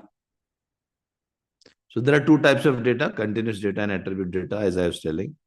Age, height, cycle time, procurement time, these are all examples of continuous data. Okay. And it has got unit, it has got a possibility of a decimal place. What is attribute data? 0.1 centimeters, cycle time of a process 3.5 hours, or procurement time in an organization 120.3 days. These are all continuous data because they all have a possibility of a decimal, means they can be expressed in decimal points, and also they all have a unit. Now let us talk about attribute data. Attribute data can be expressed in categories, and categories can be counted. Say, for example, if you want to measure happiness, so easiest way to measure any attribute data is to create a category, and if possible you can create a binary category. A presence or absence of that attribute can be one of the simplest categories. So if I take the example of happiness, two categories I can create: happy, unhappy. So if I want to increase the happiness in the employees in the organization, then I can always count how many employees are happy. Let's say 60 employees are happy and 40 employees are unhappy. I can express this as proportion. That means proportion of happy employees in my organization is 0.6 and proportion of unhappy employees is 0.4. And it can also be expressed as percentage. Now this proportion or percentage, they don't have a unit. And a count like 60 employees, I can't have 60.1 employees who are happy. So the count will not have any decimal point. So continuous data and attribute data is. It is very important to know the difference between continuous and attribute data. And it is very important. Yeah, so I hope you understood this. Whenever I'm talking about categories, the best way to represent any data is proportions. Sometimes people use percentage also. Percentage. To understand what is continuous data and what is attribute data, because the tools which you are going to use in the measure and analyze phases, they depend on what type of data you are. Sorry. So as I was telling, that you are having this when you are talking about categorical data or attribute data, you can always create proportions. So proportions is the right measure of attribute data. Percentage is also another measure, which proportion means portion out of 1. So for example, happy 60 out of 100. So out of 1, it will be 0.6. Yeah. And percentage is proportion out of 100. So same thing if I express 60% and 40%. This will be 60% and this will be 40%. So categorical data is always expressed in terms of proportion. And continuous data is expressed in terms of the unit, a specific unit, and expressed as decimal point also. So both unit and decimal points are possible in continuous. At categorical data, only count which is not having a decimal, or proportion. Obviously proportion becomes a decimal, but actually it is a portion, so it doesn't have a unit. So I hope you got the point, right? Huda is asking about the certificate you will be getting. So you have to see, I'll tell you how to get the certificate. People are asking about certificate. But stay on for 15 to and half an hour. If you can stay on more, that will really help you. That will actually, you will learn more. But see what you have to. I have told you about a lot of tools today, and write any 2 sentences about any tool and post it on any social media. It can be on LinkedIn or Facebook or Instagram, and tag me there, or I'll tag the company, Anexas also. And we'll send you the certificate. So it's a very simple yellow belt certificate. We'll be sending it to you. And this also shows that you are serious about it and you are really interested in learning. So send us the clip whenever, if you, whenever you have anything. You talk about, just my team is asking.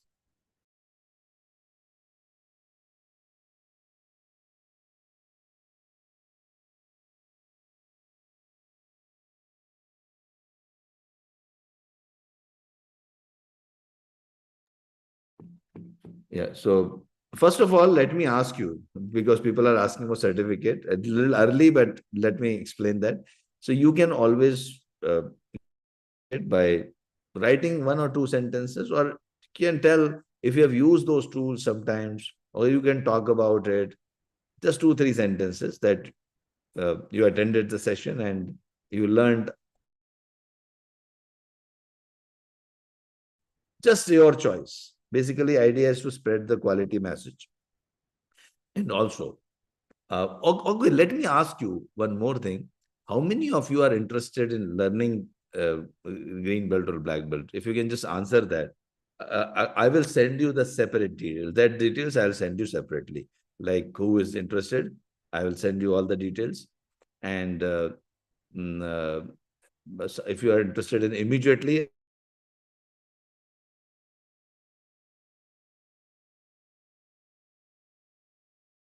later on, of course, you can subscribe to our channel, and also you can follow me on LinkedIn.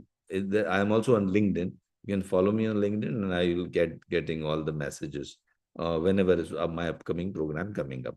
So all the certificates are, we are following American Society of Quality Body of Knowledge, IASSC. We are accredited institute of IASSC. We are accredited institute of CSSC, and we are also accredited institute of AEC, European certification. Every see, we are all affiliated to all the certifying bodies. More importantly than certifying bodies, you are going to learn a lot of tools and techniques. You will be able to make a big difference. Yeah. So I hope, thanks for participating in the polls. So many of you have participated in the poll, and those who have shown interest, I'll be sending you the details separately. My team has noted it down, and we'll be sending you the details uh, separately. Okay, thank you. Thanks a lot. And now coming back. So now I have measured. Now we will go ahead. Dealing with. Then we will make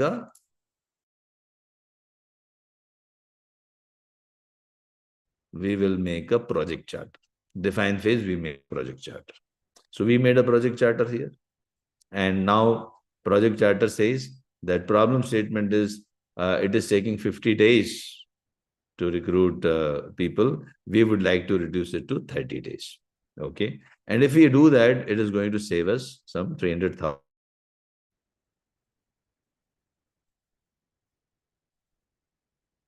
Naduruddin is asking, what is your team's preferred contact method? You can contact on email. Email is the best. You can also contact me on personally if you want to contact LinkedIn. You can send me a message. But yeah, with the team, write an email or fill in the form. They have given a form here. You can fill in the form. We will be in touch with you.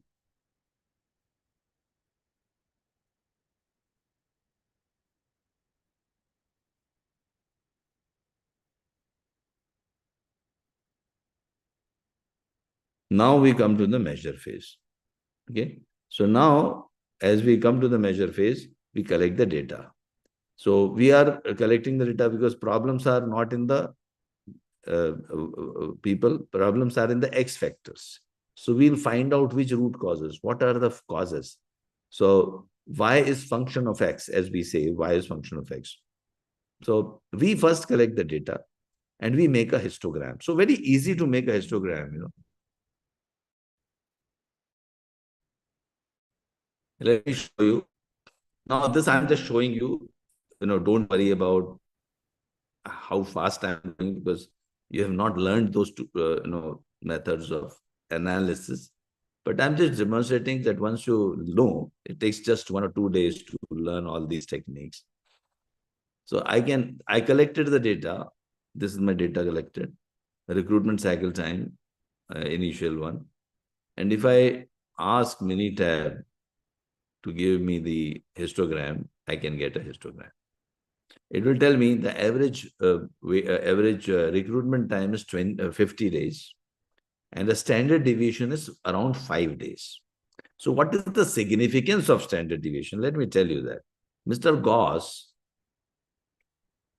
Gauss, he found that most of the time, all the repetitive processes, they follow normal distribution. Normal distribution looks like bell-shaped curve, always,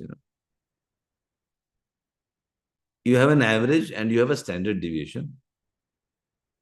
Plus minus times the standard deviation, you will get 99% of 99.73 to be more precise. 99.73% of your whole population will be lying within this. So, for example, just now I checked, average was how much? 50 days. What was the standard deviation? 5 days. Yeah. So I can predict about my whole population that this is average, this is plus 1 standard deviation, this is plus 2 standard deviation, minus 2 times standard deviation, minus 2 times standard deviation, this is minus 1 times standard deviation. Yeah. So I can predict that 99% of my recruitments will be taking place within how many days? By just collecting average and standard deviation. Now, this is a phenomena. This is what Gauss found. Mr. Gauss in 17th, 18th century, without any laptops, he found this thing. And this is true in nature. It's true for all processes. Plus minus 3 times standard deviation. See, standard deviation keep changing for process to process. Average keeps changing. But that 1 and 2 and 3, that 3 times standard deviation is the standard one, right? So can you tell me 99% of my recruitments in this company are taking place within what days? Let me calculate. So this is 50. 50 plus 1 time standard deviation will be 55. 50 plus 2 times standard deviation will be 60. And 50 plus 3 times standard deviation will be 65. Similarly, this will be 45. This will be 40. And this will be 35. Okay. Now I'm not going to like here I said towards the end I'll be a little fast. Yeah. So we'll say plus minus. Indu Priya has understood this here. Plus minus 15 days. Yeah. Average is 50. I can draw a control chart also. What is a control chart? Lower control limit is 35 and upper control limit is 65. See, control limit is different from specification limit set by the customer. That's a different. So now today my process is like this, behaving like this. My specification limit of the customer is it should be less than 30 days. We call it as voice of customer. He says 30 days. So what is our job as a green belt and black belt? I have to change the control limits of my process. I should have lower control limit and new upper and lower control limits. How will I do that? I'm doing a DMAC project for that. Yeah. This is known as statistical thinking. Okay. What I just showed is known as statistical. Now I can draw a control chart also. It's very easy. Here in Minitab, we will teach you, join my sessions, you'll learn all these things. So, and they are all, enjoy my sessions. I can promise you that. And also you will learn a lot. Now here, control chart is,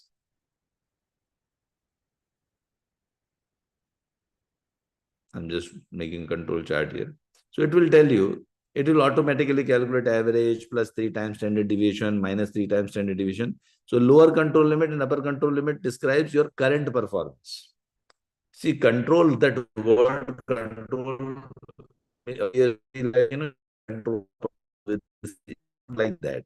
Control limits are self-determined. They are obtained from the process. They are voice of process. I will strongly recommend you to watch this video, which I have, my team will say, what is control, introduction to control charts. Okay, there's a video called Introduction to Control Charts. It's talking about, I'm giving a simple day-to-day life example in that. going to the office and I'm describing what is common cause, special cause, etc. See, common cause means, like if I take this example of you, my process is varying between 35 to 65. Now, someone asks you why one recruitment is taking 38 days, another recruitment is taking 42 days. Why? So I would say it is due to common causes. Common causes means a lot of causes are acting on my system and they are producing this variation. Yeah. This is one of common cause variation. All the causes are acting on my system and producing variation between 35 to 65. But suppose one recruitment takes 90 days.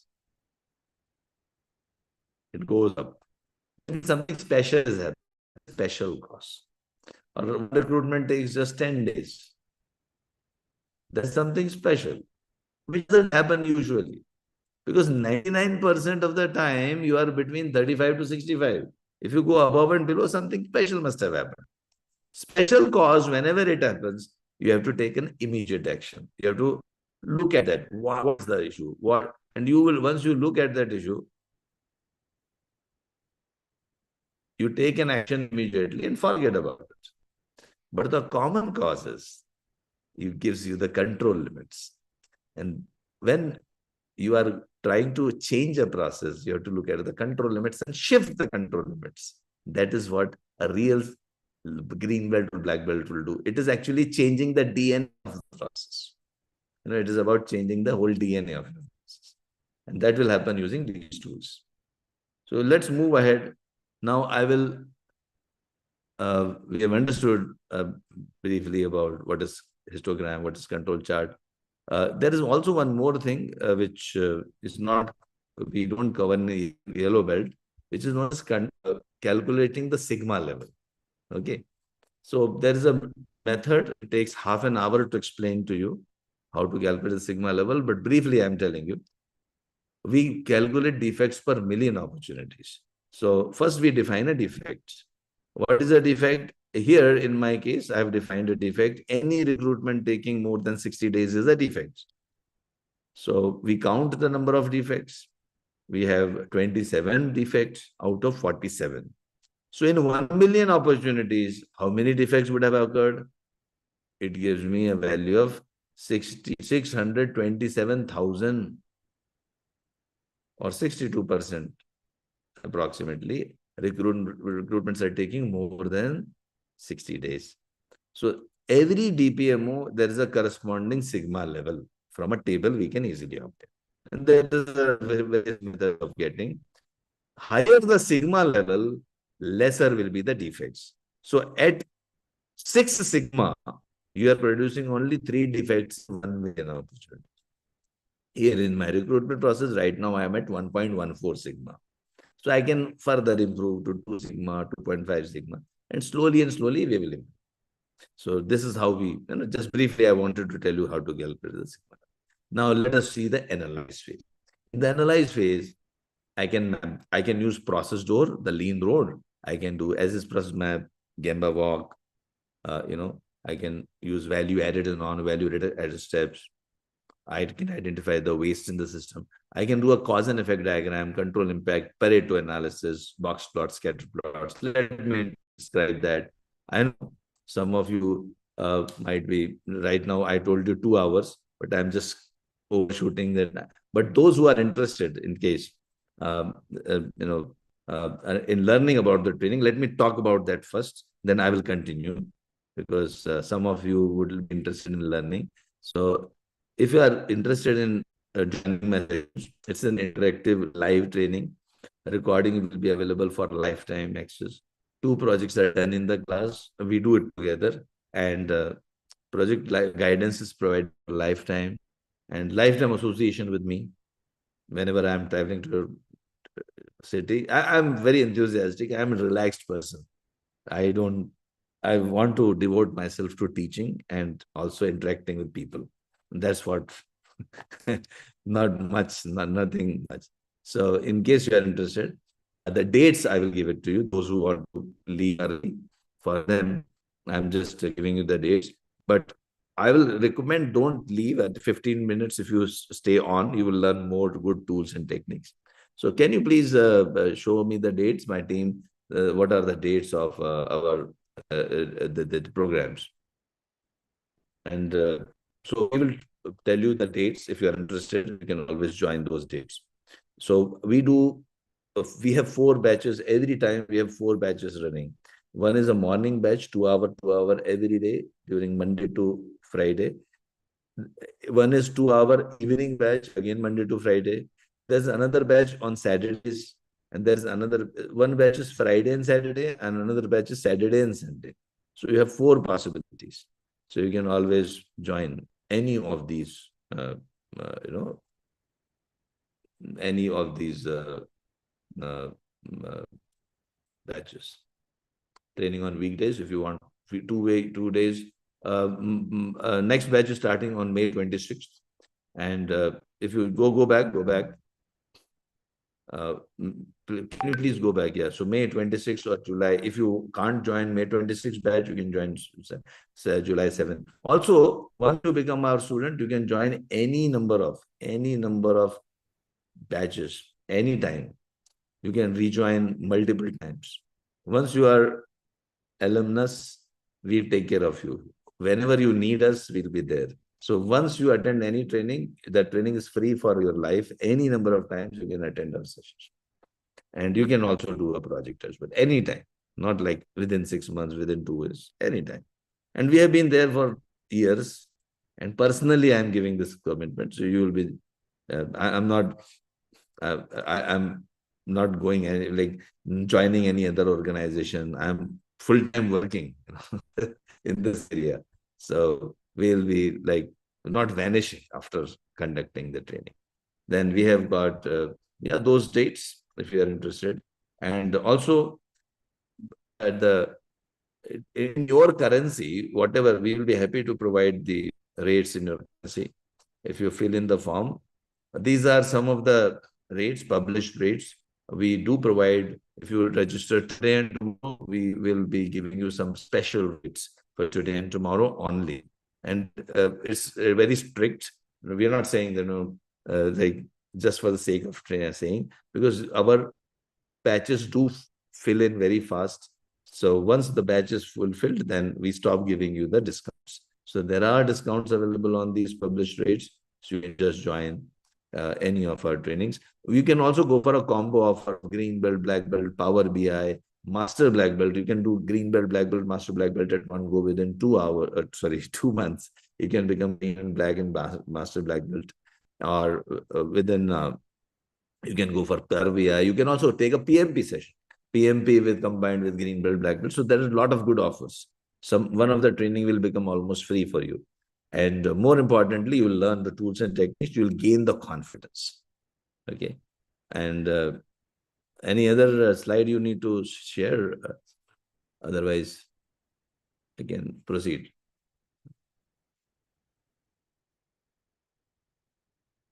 We are not recording this.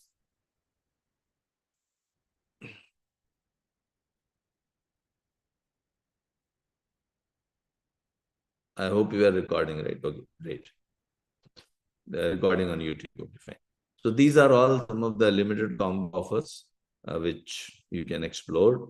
And feel free to connect with us. We'll give you all the details. My team will give you all the details. Okay, now let us go back. Anything else? Anything else you would like to? Yeah. So these are the timings. Timings. Can you go slow a little bit? Timings for Saturdays and Sundays. And the weekdays timings are also given here. And certification today, you will be getting for today yellow belt certificate. You have to publish, as I said, 2-3 sentences on any social media. Tag me or tag the company. And we'll get to know about it, or you can just send the screenshot. Talk about any tool. You can talk about DMAC. You can talk about, I learned today Lean Six Sigma, yellow belt. It is about process improvement. Whatever, 2-3 sentences you have to write, then we'll be sending you the. You can also do a mini project if you want. Now this detailed one also, if you want, you can do. I'm telling you the easier way.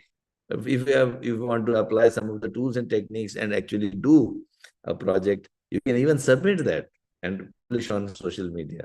And we'll be happy to give you the certificate with special recognition. But if you want to make it simple, 2-3 sentences about any topic, and you will get the certificate. Okay. And you can go to our website. Further instructions will be given there. Okay. And you can download from there. Okay, now let me go back. There are other free webinars available. These are all given here. You can all join.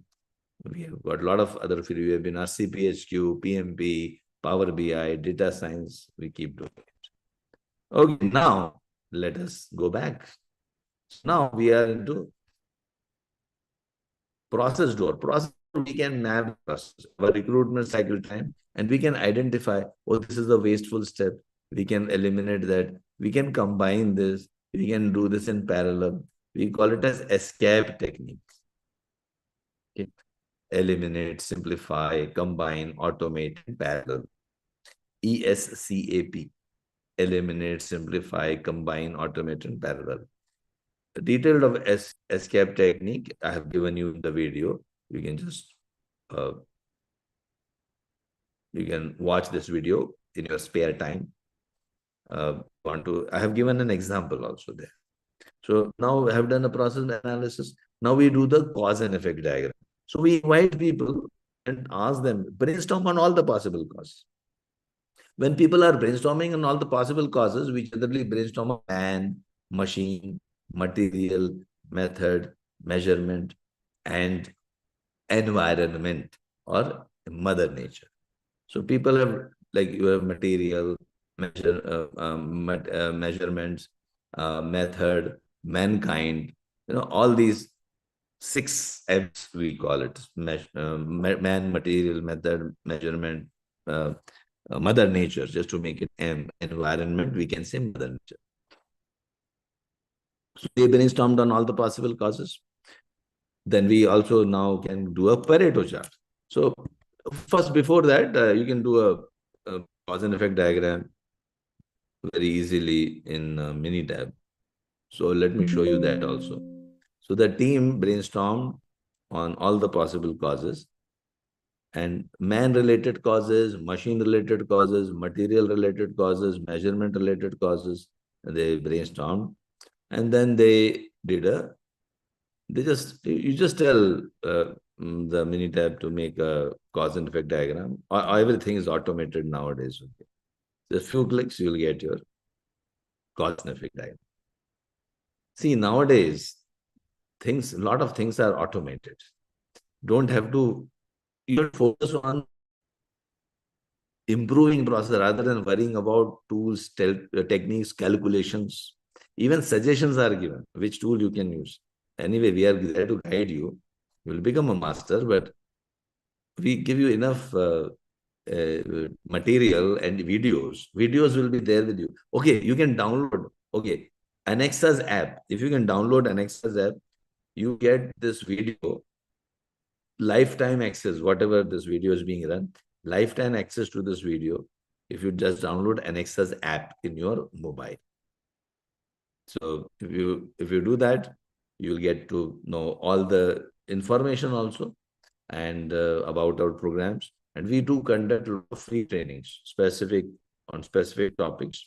And these trainings are really going to give you a good information and good learning. So please download the Anexas app, and you can get access. Now, I've done a cause and effect diagram. Then what happens? 80. So many causes are there. I can actually collect the data and find out which reason is appearing again and again, which reason is appearing more of the time. So some of the reasons would be appearing again and again, many times.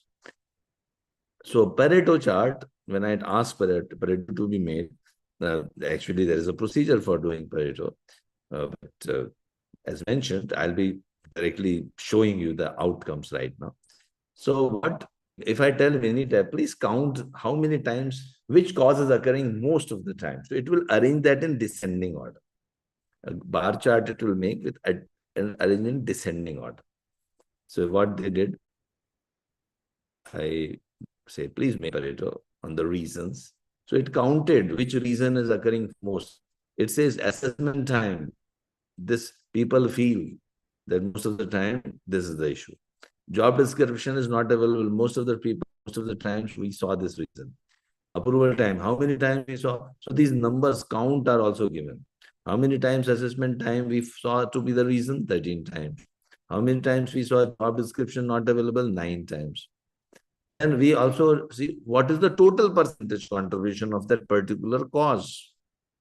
That cause, what percentage it is contributing out of the total causes. So that percentage is also given. 34% is contributed by the assessment time. 23% is contributed by the job description availability. Approval time contributes 15%, and so on and so forth.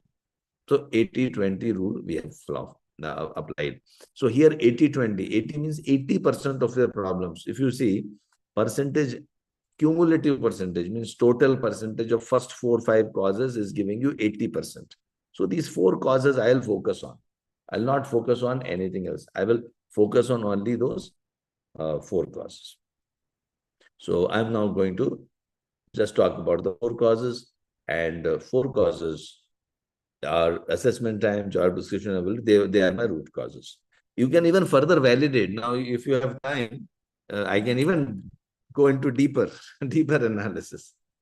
In fact, usually Greenbelt are happy with the Pareto chart and they jump to the root cause. They see, not necessarily you have to collect data. You can do it in the classroom also. Here they have used a voting technique. What they do, they use dot voting. They said everyone gets 10 votes, 10 dots, red dots. You have to distribute your dots, whichever you feel one causes, what are the 10 causes as per you. Just put one dot each. If you feel very strongly for one particular cause, put 2 dots. So if you have got 10 dots, out of 10, you distribute your 10 dots amongst those 20, 30 causes which you are meant here. So you can then count the votes, arrange them in descending order. This is another way of doing that. No, this is another way. The earlier which I was telling you was based on the real data. This is based on the voting. So now you can see that this team has got 4 top causes. That's what they think.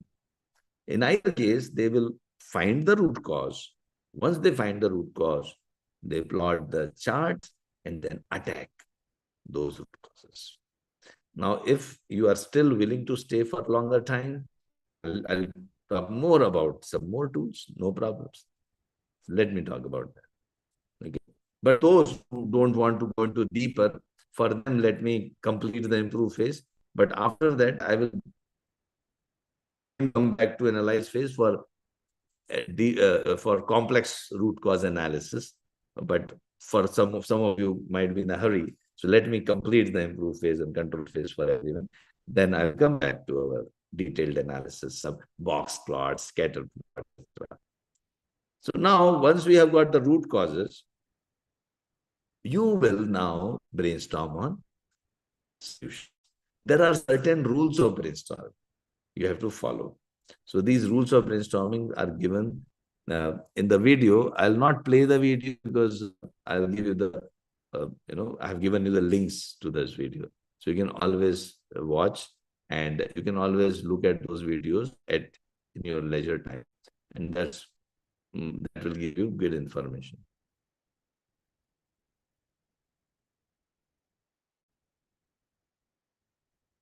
Just give me 1 minute. So till now, I just wanted to know, till now, I think you are able to get a little bit of information and a little bit of idea of what Six Sigma is. I hope you have got some idea of what Lean Six Sigma looks like. DMAC, define, measure, analyze, improve, and so that means you are a yellow belt. Yeah. Now I will make you deeper we'll tell you green belt tools and techniques also. So you can have a greenish yellow belt from here onwards. But as I was telling, let me talk about the basic tools and techniques. So these, I'll not play the video, but there are certain rules.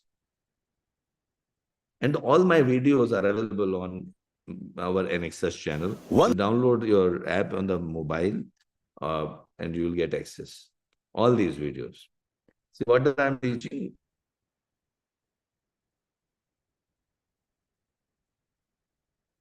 Technique, So all these or things you can move on to the Pareto analysis and get your vital few. I've described about cause and effect diagram. I have described about brainstorming. I have described about what the whole process of doing a very powerful brainstorming sessions. What are the rules? Rules like let me play this stuff for a short while.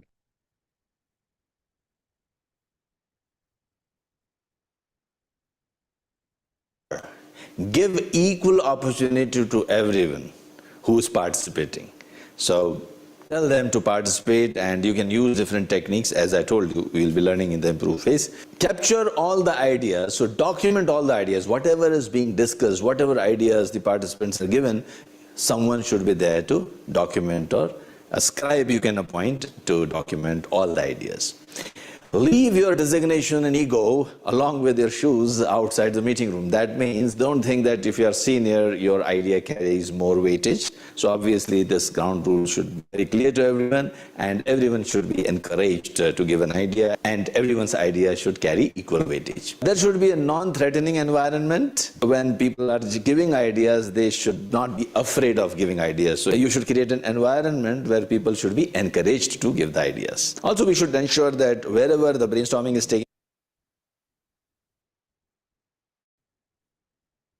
place, there should not be any disturbance, so people are focused on brainstorming. Sometimes people might deviate from the topics. There is a tendency that some important issue crops up during the discussion, so at that time you can always create a parking lot saying that, well, this idea or this issue is very, very important, and we can park it to be discussed after a while once we complete the brainstorming on this particular topic. We should encourage people to fantasize freely.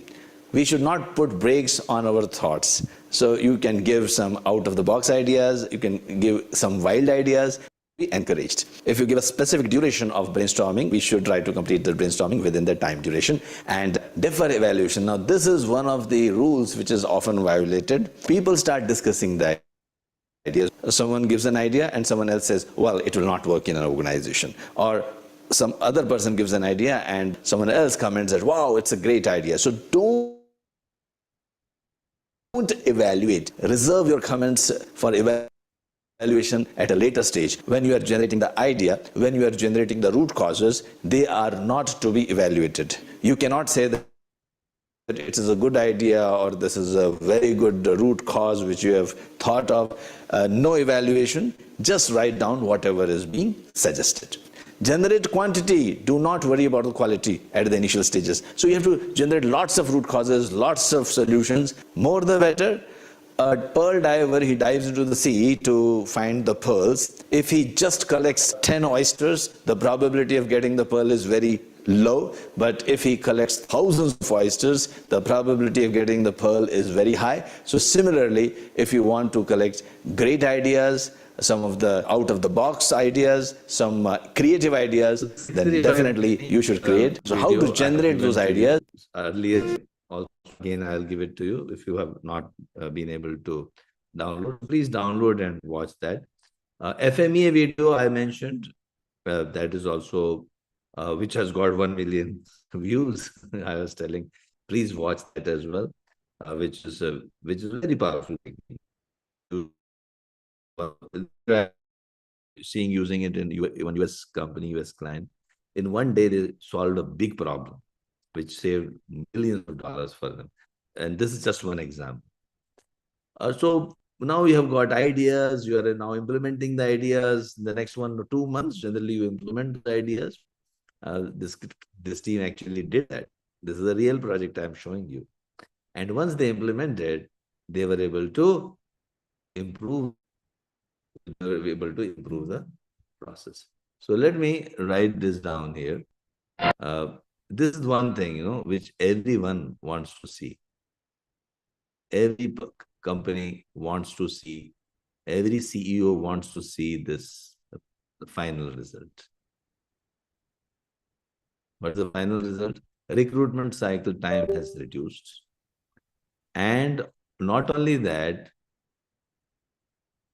control chart before and after. Let me make this chart. Let me show you. See, before and after stat. I'll just make it for you.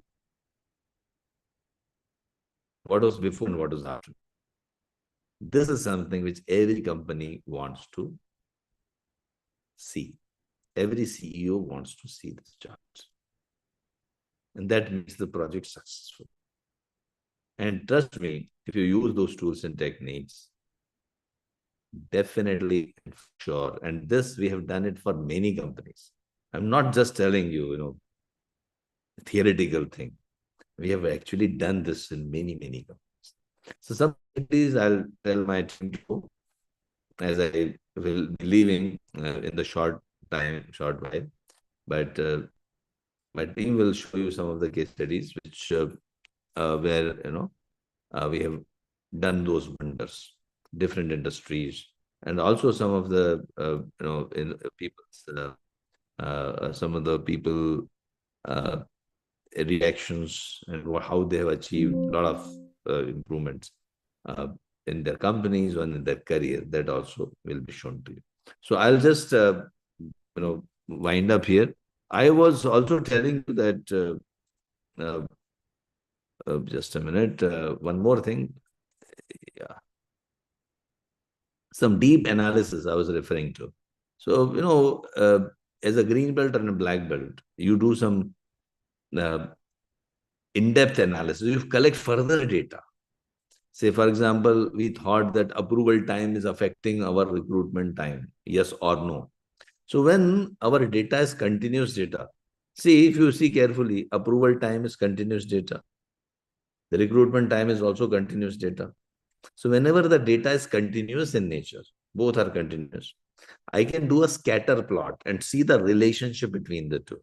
So let me draw this. If I want to prove that approval time is really affecting my recruitment time, is it really affecting? Well, I can do a scatter. Why I'm doing a scatter? Because both X and Y are continuous data. So here is my approval time. Here is my recruitment time. What do you think? Looking at this chart, do you think that approval time is influencing my recruitment time? What is your opinion? What is your opinion?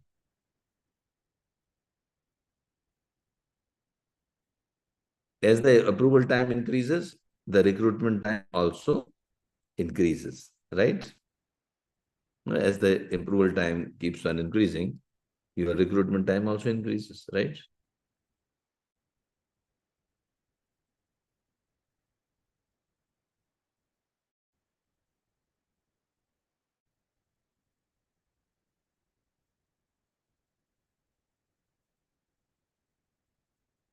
So Shahi Muhammad uh,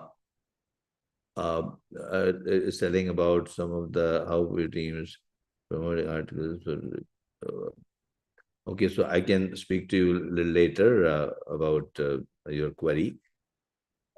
It's a long question, so okay, so we'll come back to that. So first of all, scatter plot. So have you understood what is scatter plot? Everyone, recruitment. So what when I'm trying to correlate, when I'm trying to correlate, so you can Mohammed, you can also post about scatter plots if you are posting about on anywhere about whatever you have learned. You can even post about.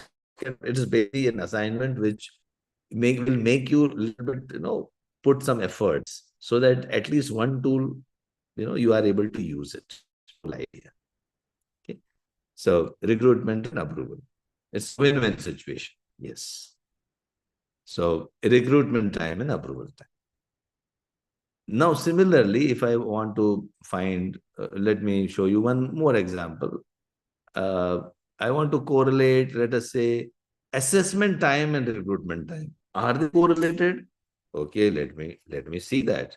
So I will now plot assessment time versus the recruitment time. There is no correlation. Here we show there is no assessment time is not like really responsible for recruitment. So what I will do, I will not say that well. I will not focus too much on the assessment time.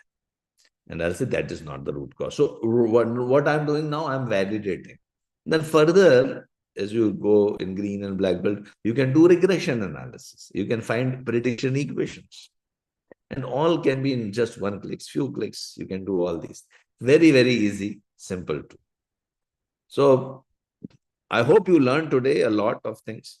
On that note, I will like to thank everyone, first of all, for joining the session. But if you stay on for some more time, my team will be showing you some case studies, some applications, and also they will show you how Lean and Six Sigma has been implemented in many organizations, how Lean and Six Sigma has been actually used in some of the organizations, what they have achieved, different industries, production, manufacturing, construction, healthcare, IT, banking, various industries. So I leave you with some of the very good videos, which will be very fruitful.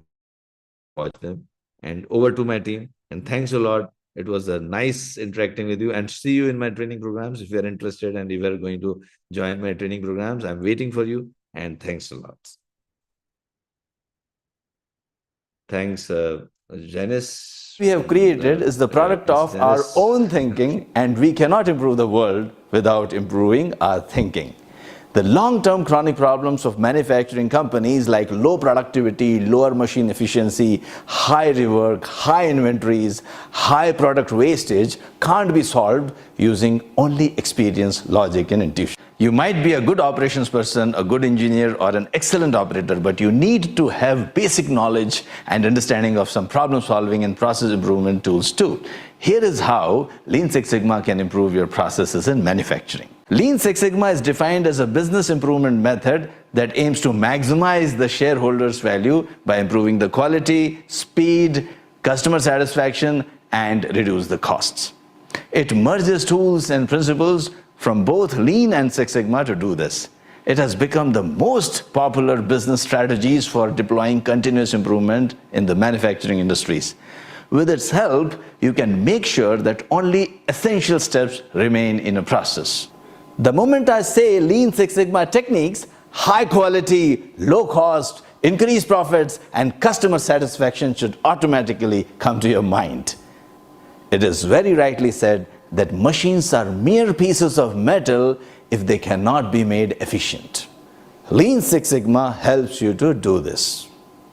What is the core of Lean Six Sigma? It's DMAC. Yes. Define, measure, analyze, improve, and control. It helps you to reduce the existing problems with unknown causes. Here we train the staff of the manufacturing units as the green belts and black belts, and they convert all the problems into improvement projects. So now the difficulties become opportunities. Then they complete these projects and get certified. It's a win-win for both the organization and the employees. Now, how does Lean Six Sigma decrease the cost? Shijo Shingo said that the most hazardous waste is the waste that we do not recognize. Firstly, Lean Six Sigma focuses on removing the 7 wastes like overproduction, transportation, inventory, etc. from a process. In manufacturing sector, this step can lower the cost of a process by leaps and bounds. Secondly, Lean Six Sigma focuses on solving the problems caused by a process. Here we focus on the processes, not on people, because we believe that 85% of the problems are due to the processes and not due to the people. Defects in your product can cost your organization a fortune, so the focus is on reducing the defects by focusing on the processes. Let me talk about some Lean Six Sigma tools that can be used in manufacturing. Value stream mapping, Kanban, 5S, cause and effect analysis, control charts, DMAC, 5 whys, Kaizen, hypothesis tests, etc., etc., etc. Let us talk about a few. 5S. A well-organized workplace becomes important if you want to eliminate waste and reduce the errors. 5S is the way to do that. Control charts. By understanding the control charts, you can understand the difference between the common causes and special causes. For special causes, you take immediate action, and for common causes, you take long-term actions. Kanban. It is a visualizing tool on maximizing the flow of goods and work without unnecessary inventory or transportation. Then we have 5 whys. Ask why 5 times and you will get to the root cause of the problem. Hypothesis tests. They establish the relationship between the outputs and inputs, and you can get the root cause with 95% confidence. Value stream mapping. It is used for defining and assessing the movement of the raw materials from the beginning of the process to delivery to the customer. It is a way in which the current state of a process is documented and the future state is visualized. If you want in-depth knowledge about all the tools and techniques, you can always join my Lean Six Sigma Green Belt and Black Belt training programs. So that was about Lean Six Sigma in manufacturing. I hope you have got a clear picture about why Lean Six Sigma is so important in the manufacturing industry. Share this video with your friends and don't forget to subscribe to our channel if you don't want to miss out on our important updates on the tools and techniques of Lean and Six Sigma and even project management. Happy learning!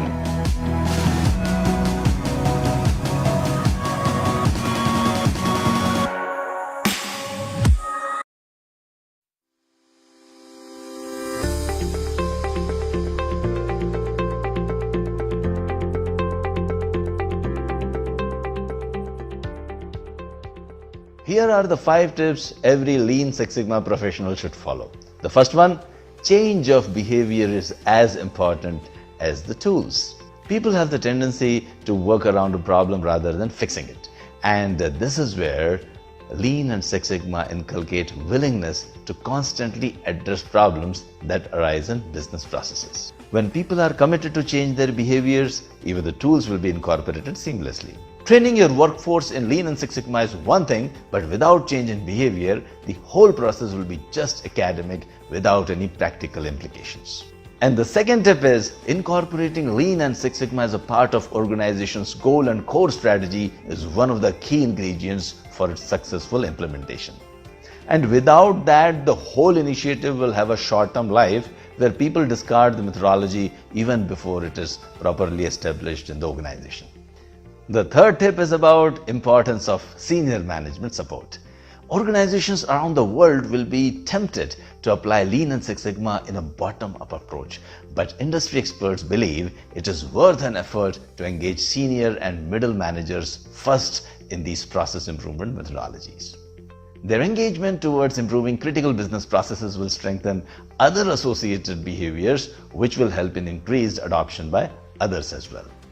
The fourth tip is about measurements. Organizations first need to understand that things that cannot be measured cannot be improved. By making proper measurement system in place, practitioners can decide on baseline performance and use the data to make informed decisions. By encouraging the participants to define both tangible and intangible measures, one can monitor the impact of their improvements and keep a database which will help in communicating the success to the organization.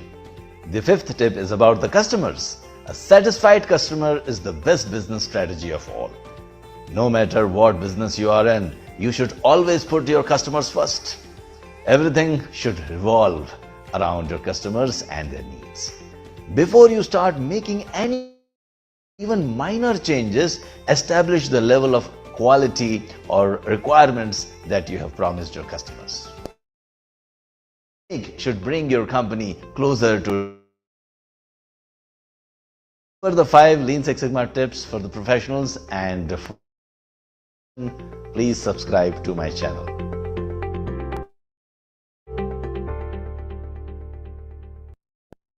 Hi, I am Anexas Master Black Belt Amitabh Saxena, and let me talk about importance of Lean and Six Sigma in healthcare. Lean Six Sigma concepts are used in industries all over the world to improve a process, eliminate waste, and reduce defects. In the healthcare industry, defects not only affect revenue and customer satisfaction, but they signify the difference between life and death. Lean Six Sigma is critically important in healthcare because it helps in reducing defects that can result in medical errors.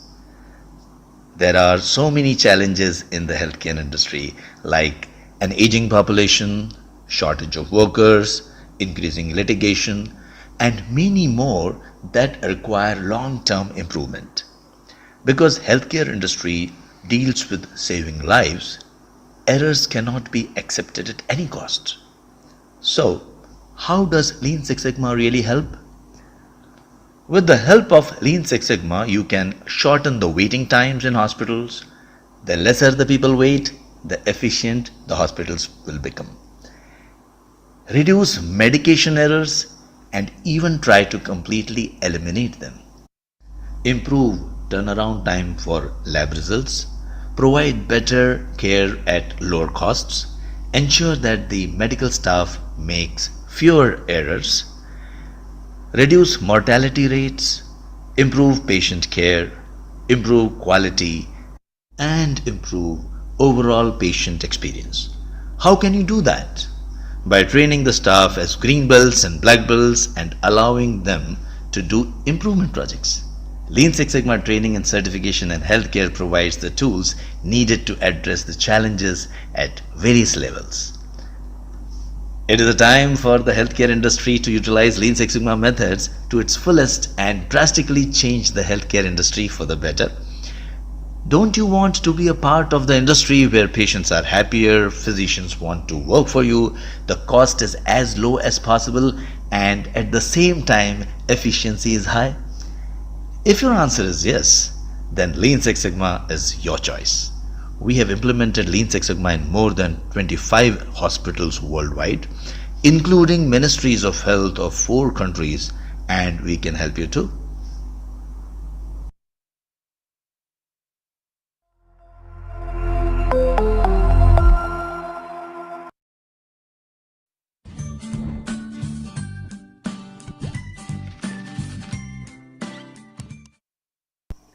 There are so many stakeholders in construction industry: the customer and the users of your building or construction, the project organization, the contractors, and the staff at the construction site.